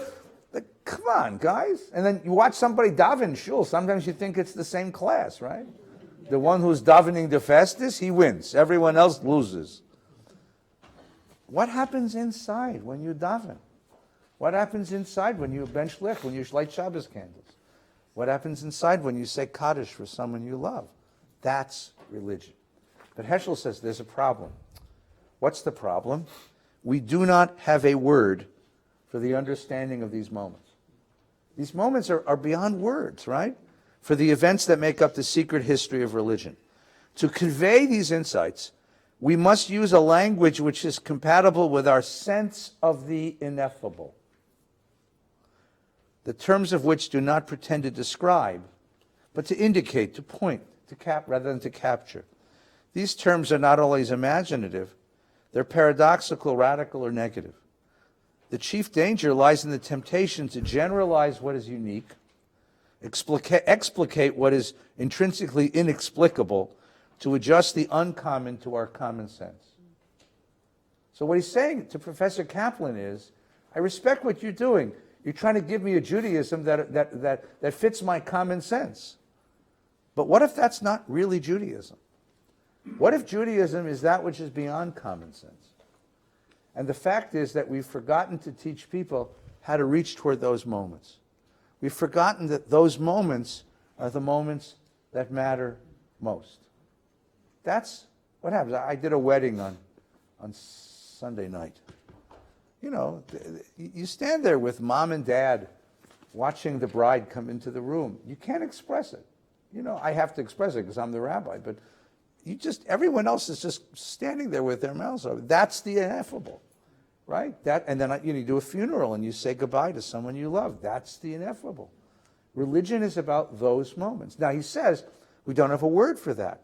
So what is he going to do? Heschel's going to create a vocabulary of the ineffable, which is a paradox, right? Because ineffable by definition is that which you can't explain. But in order for you to understand it, you got to have some words for this. So he's going to create a new vocabulary, a vocabulary of words that most of us don't use in this way anymore. But they're poetic words, and he writes in a poetic fashion. The first word, we'll just do a couple of these because we're running out of time. The first word is wonder. So when you read Heschel, by the way, when you read Kaplan, Kaplan's like drinking light beer. You can read a lot of Kaplan. It takes a lot of Kaplan to fill up. Okay, it's less filling. It tastes great, but it's less filling. Okay? Heschel, as they're talking to Dick, Heschel is like drinking Chateau Moulin Rothschild 1957. This is, you've got to take a little sniff, and then you swish it around, you've got to go slowly. This is more of a meditation text and a poem than it is philosophy. So listen to what Heschel says. Wonder, which he defines as radical amazement. Like regular amazement isn't good enough. It has to be radical amazement. Translate that, the oh wow moment. Wonder is the chief characteristic of a religious person's attitude toward history and nature. Now stop a second. If I ask you, what's the chief characteristic of a religious person's life and attitude, you would say belief. You would say faith. You would say, maybe if you're halachic, you'd say observance. When did they ever teach us wonder at Jewish Theological Seminary? The only wonder we ever had was if it snowed, I wonder if we have to go teach Hebrew school today, right? I wonder if we're going to get a test in this class, right? But here's what Heschel says. Yes, observance is important. The performance of mitzvah is important. The observance of holidays is important.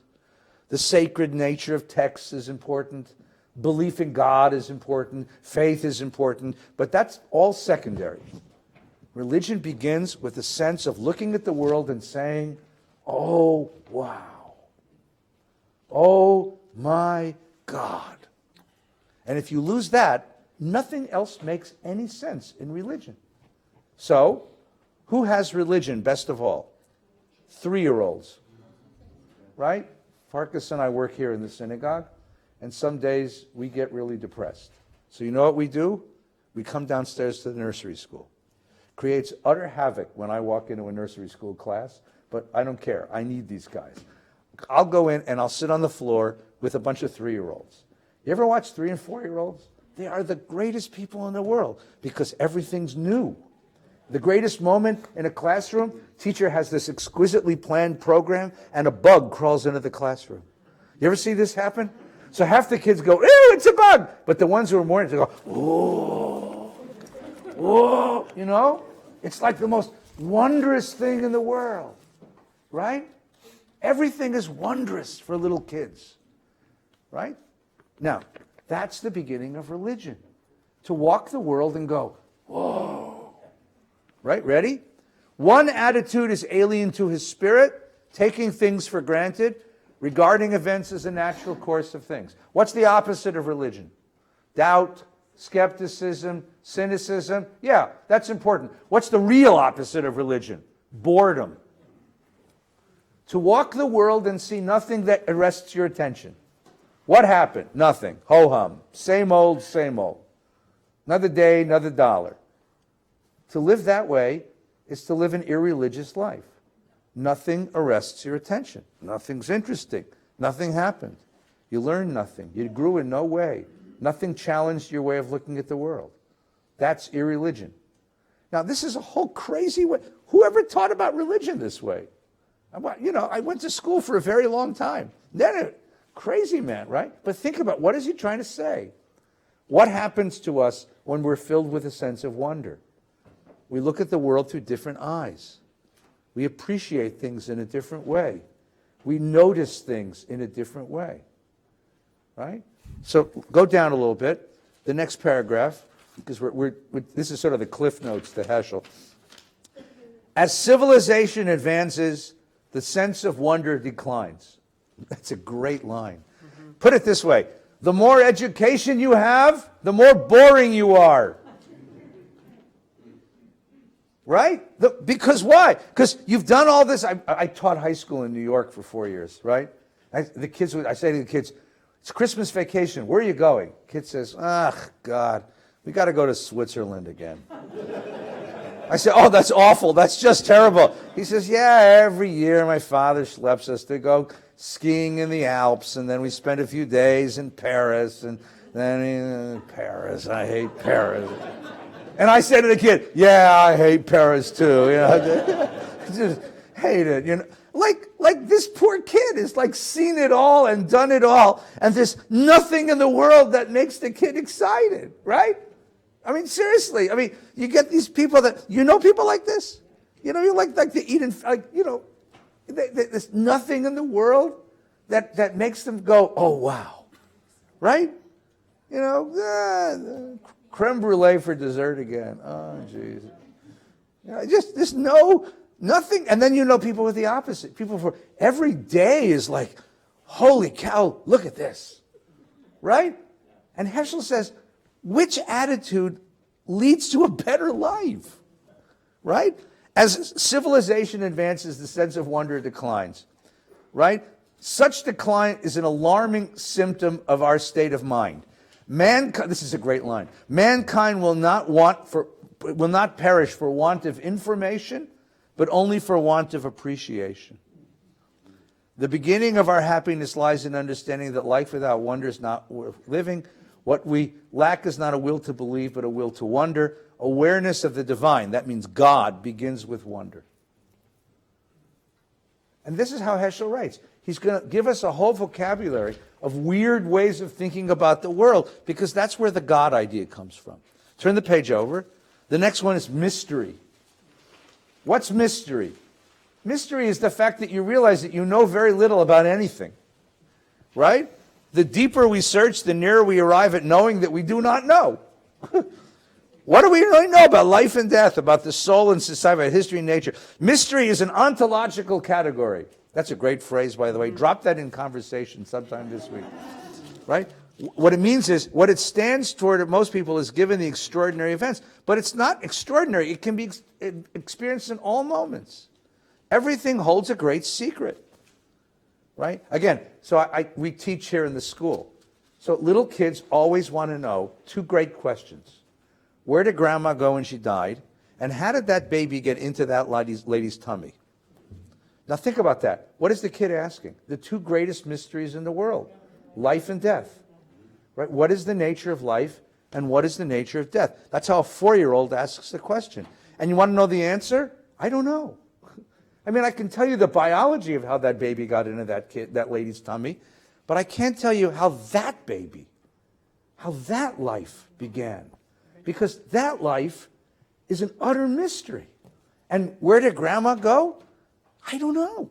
I mean, so you got to be able to say that to a 4-year-old, or else you'll never teach in our school. Because you got to realize that that's the great, what you got to tell the kid is, I'm so glad you asked the question, because that's the right question to ask. Right? Then out of mystery comes a sense that he calls awe. I think awe is onomatopoeic. Right? You go to the Pacific Ocean at sunset and you go, oh. You hold a newborn baby and you go, oh. The bride enters the room during a wedding and you say, oh. You stand by the grave of someone you care for and you say, oh. Right? The beginning of awe is wonder and the beginning of wisdom is awe. Awe is a way of being in rapport with the mystery of reality.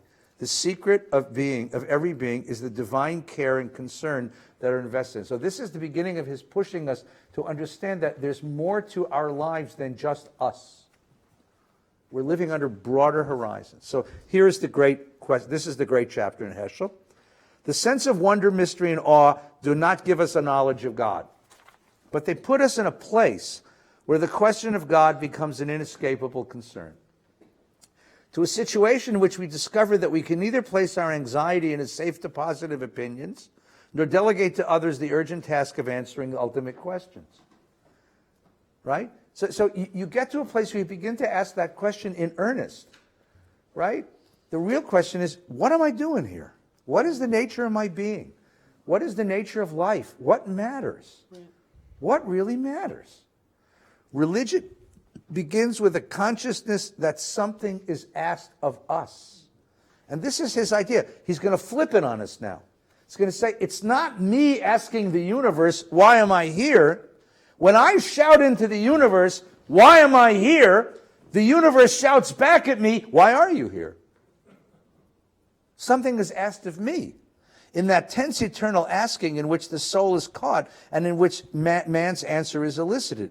The ultimate question bursting forth in our souls is too startling, too heavily laden with unutterable wonder to be an academic question, to be equally suspended between yes and no. We can no longer ask, is there a God? In humility and contrition, we realize the presumption of such asking.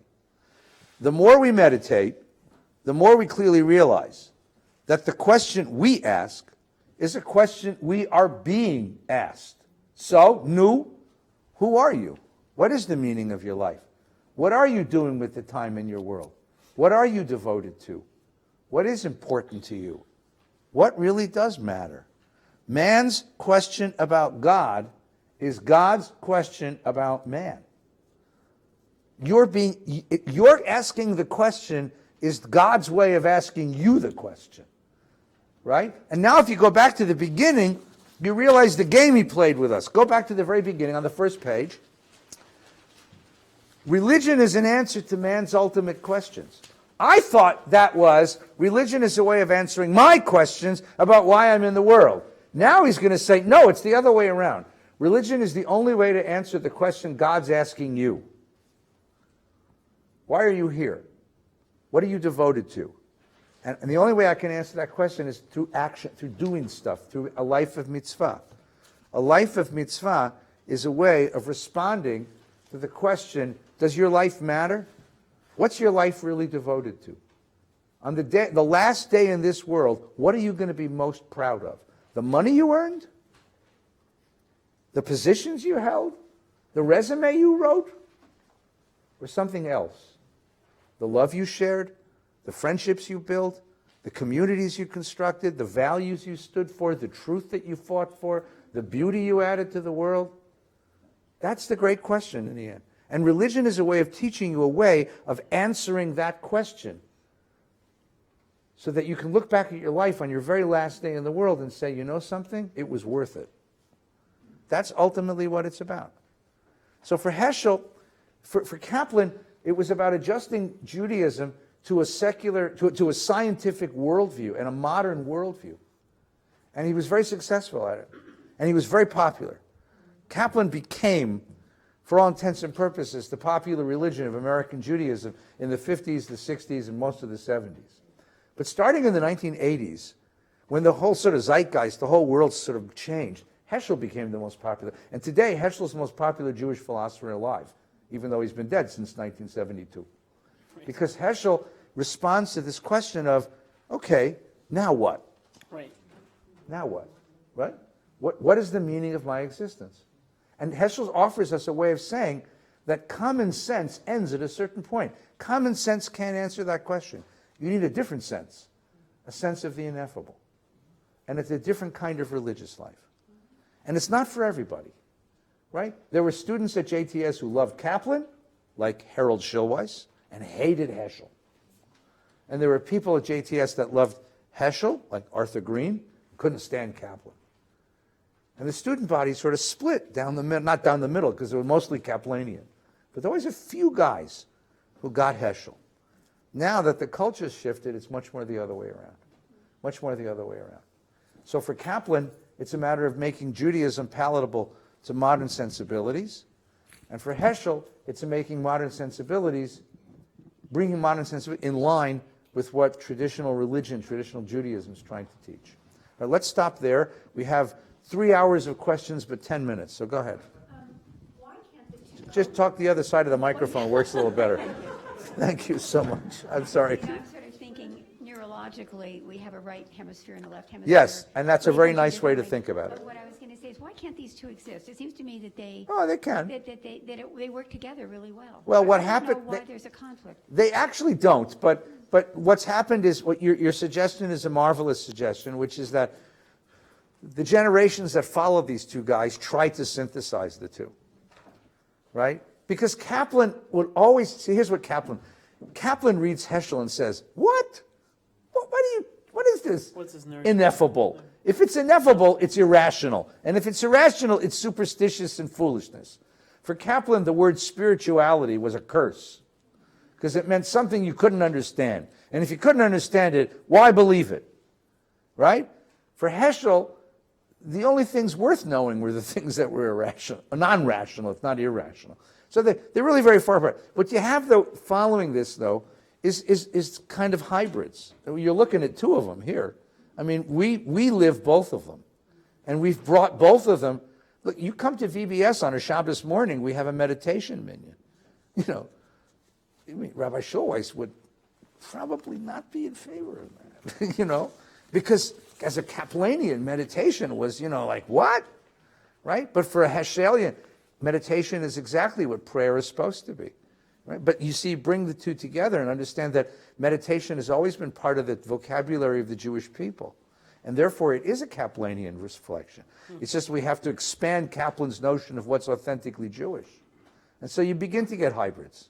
And that's who we are. That's really who we are. Because we were trained by both of these guys. Who is the Yes. Hello, David. How are you? Thank you, sir. Can we sum up the situation as a person can be 8 hours of a day as Kaplan and the rest of the days as How about this Heschel? way? 6 days a week you can be Kaplan, and on Shabbos you be Heschel. Don't you think that makes a certain amount of sense? I thought maybe on a daily basis. Well, you know, I think your right brain, left brain is a very good example as well. These are two different sensibilities because they're two different worlds, they're ways of looking at the world. Yeah. Who has the mic? Brian. What did Schulweis think of Heschel? That's a great question. When Schulweis was a seminary student, he took a class with Heschel, right? And they didn't get along well. In fact, at one point, Heschel asked Schulweis into his study. And Schulweis went into Heschel's study. And Heschel said, why are you taking my class if you disagree with me? And Schulweis said, because I need a credit in medieval Jewish philosophy. And you're teaching the class. And Schulweis realized that Heschel wasn't so much a professor looking for students. He was a Rebbe looking for disciples. And Schulweis refused to be his disciple because Schulweis was ferociously rational. Schulweis was a ferocious Kaplanian. But later in his life, things changed. Later in Harold's and Rabbi Schulweis's, we have to come back on March 5th to hear the story, but basically, Schulweis had 5 heart attacks in his life. And it's sort of a miracle of modern medicine that he lived as long as he did. But after his first heart attack, when he was really debilitated, he went back and started reading Heschel again. That's when he started writing poetry. It's when he began to discover the emotions as part of life. Right? He became, by the way, he had grandchildren, became much softer. He would never let children into the sanctuary until it was his own grandchildren. Then he relented. I mean, Schulweis, he went back and started reading Heschel, and he began to appreciate Heschel much, much, much more. There were certain aspects of Heschel that Rabbi Schulweis really did appreciate, but he never bought onto Heschel's way of looking at the world. Mysticism, spirituality, that kind of the ineffable, the irrational or non-rational, that is beyond rationality. He would never accept that. That was never part of his religious vocabulary. It was never part of his religious vocabulary. Like the hubris of youth versus In some ways, later on he began to admit some of those things, emotions and other kind of mysticisms and he appreciated Heschel as a scholar of Judaism. He gave a beautiful lecture once on Heschel's book on the Kotzker Rebbe. But that was never, Schulweis was really very convinced, in many ways a traditional Reconstructionist, but more than that, a really powerful rationalist in the way that he thought about Judaism. Can I add Yeah, something? please. Yeah, because one of the things, I don't think it's hubris. I think what I remember about Rabbi Schulweis the most was the urgency of the now, and the urgency of Rabbi's project was the urgency of recovering Jews who were post-Holocaust, post-World War II, new to suburban life, new to the San Fernando Valley, rejecting many of the East Coast hierarchical religious authorities. So the urgency of that project brought it with the Kaplanian sort of background was what he focused on. When you say the urgency of now, I think of Martin Luther King. When I think of Martin Luther King, I think of Well, it's because they had a relationship, but Yeah. the urgency of now is just a sense of what is the project that's immediately in front of him, which was to take these Jews landing in Los Angeles who were escaping the East Coast life and GIs returning from World War II and children of Holocaust survivors that were scattered all over the valley, and to give them a place to go that made sense to them after everything they've seen. And that's the urgency, I think, that he was responding to. He was very suspicious of religious experience. Very suspicious, because for him, religious experience was unexplainable, and it didn't make sense. And Schulweis right? he wanted intellectually sophisticated faith, and Heschel, who taught that faith is above intellectuality, was something that he couldn't resonate to. I think here it's not so much a philosophical difference as a temperamental difference, a really temperamental difference. You have to have a certain temperament to enjoy Heschel, and you have a different temperament to enjoy Kaplan. And Schulweis was very Kaplan, very left-brained, if you will. Very, very left-brained. Someone had the microphone, yeah. There's one aspect of Heschel you haven't touched on, which is when he said he was praying with his feet when he marched with Martin Luther King. Right. So so he finishes that idea that religion begins with a consciousness that something is asked of us. For Heschel, God, the peace of God that we can really feel present is God's care. And our job is to carry that care into the world. Right.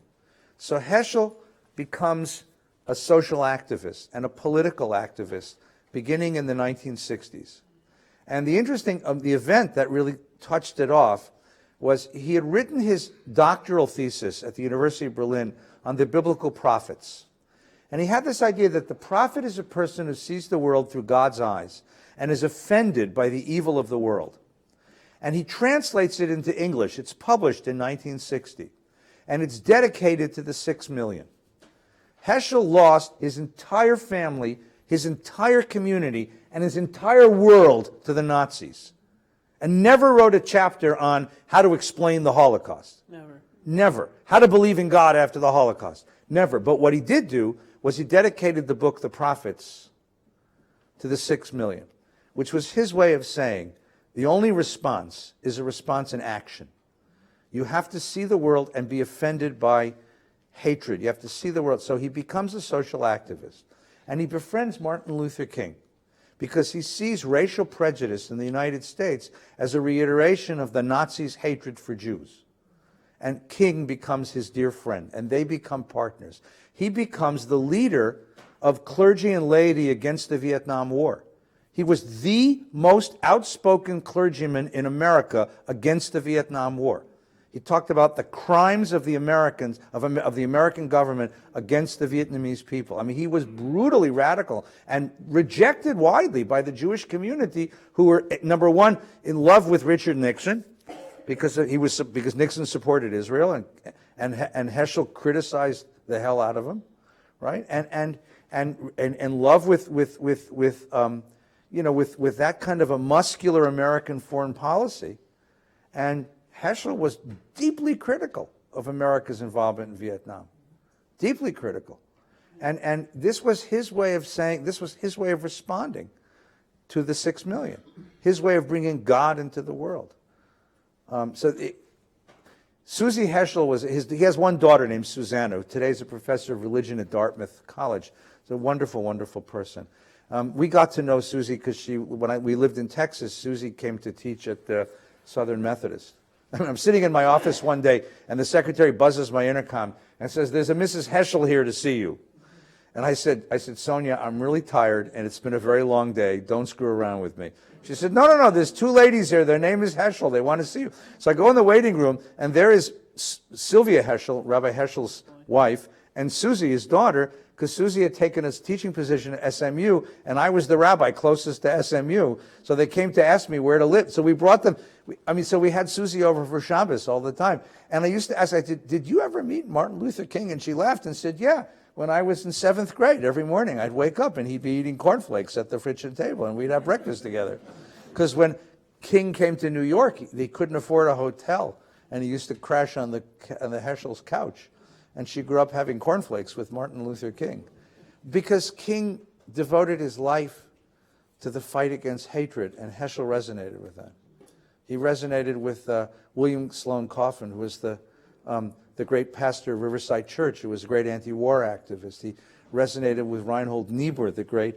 He resonated with Christian social activists because he couldn't find anybody in the Jewish community who cared like these guys cared. He was much closer to Christians in that way than he was to Jews. He was much more beloved in the Christian community than he was in the Jewish community. When he died, the only magazine that did a cover article was called America, which is the magazine of the Jesuits. No Jewish magazine did a cover article for 25 years. 25 years later, they all did cover articles on Heschel's yahrzeit. But it took 25 years for the Jewish community to realize that there was this person living among us. That's a great question. Thank you. Please. How do the modern Orthodox and the ultra-Orthodox view Heschel's philosophies? That's a great question. You have to divide Heschel into 3 men, okay? There are 3 men named Abraham Joshua Heschel. There is the religious philosopher, whom we just read. The Orthodox and modern Orthodox don't read him that way. They don't read him at all. They just ignore him, okay? There is Heschel the social activist. They really don't read that, okay? But there's Heschel the scholar.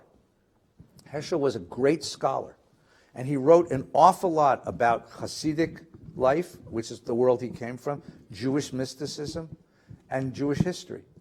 The Orthodox read that stuff because he was a profoundly informed scholar on those issues. I mean, he knew Hasidim because he grew up in the Hasidic world. He had insights into Hasidism that are remarkable.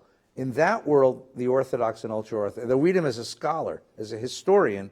They won't read him as a philosopher, as an activist. Okay, now, they like the Sabbath, though. He had relatives in that community. He had cousins who survived the war. I mean, he had a cousin. He has a cousin named Abraham Joshua Heschel. That was the family name, who was like a Groisse, Hasidic Rebbe, with a beard up to here, And he has these super Orthodox cousins that he'd go and like hang with, but they didn't accept his philosophy because he was completely out of their world, completely out of and he criticized. He had his he criticizes that kind of religious what he called religious behaviorism, this super Orthodox, pedantic observance of law without heart, without the sense of the internal that he wrote about. Very critical of the Orthodox world in that way, and very critical of the conservative and reform world. He pissed everybody off. Everybody. So there's a book of his essays, and you realize that there were speeches he gave because he only got invited once. See, in the world of rabbis, if you get invited twice, it means you didn't piss him off the first time. But if you only get invited once, that's the highest compliment because it means you told him the truth. So he only got invited once to the RA and once to the CCAR, the Reform rabbis and the conservative rabbis, and once to the Orthodox rabbis and once to the Yiddishists, because he'd go and he'd tell them the truth, and they didn't want to hear it anymore, so they never invited him again. Thank God there's enough organizations. He gave a lot of speeches. All right, let's take one more question, then we're going to call it a night. Who has the mic? There's no more questions, right? All right, do you have a sense now of the great debate? And we are living in the shadow or the light of these two great scholars, trying to find the common ground and trying to find the way that they articulate a Judaism that both of them articulate a Judaism that we can embrace. Next week we're going to talk about what all these debates have taught us, and at the very end of our talk we'll have a little time to discuss whether latkes or hamantash are more Jewish. Thank you for coming tonight. Take care.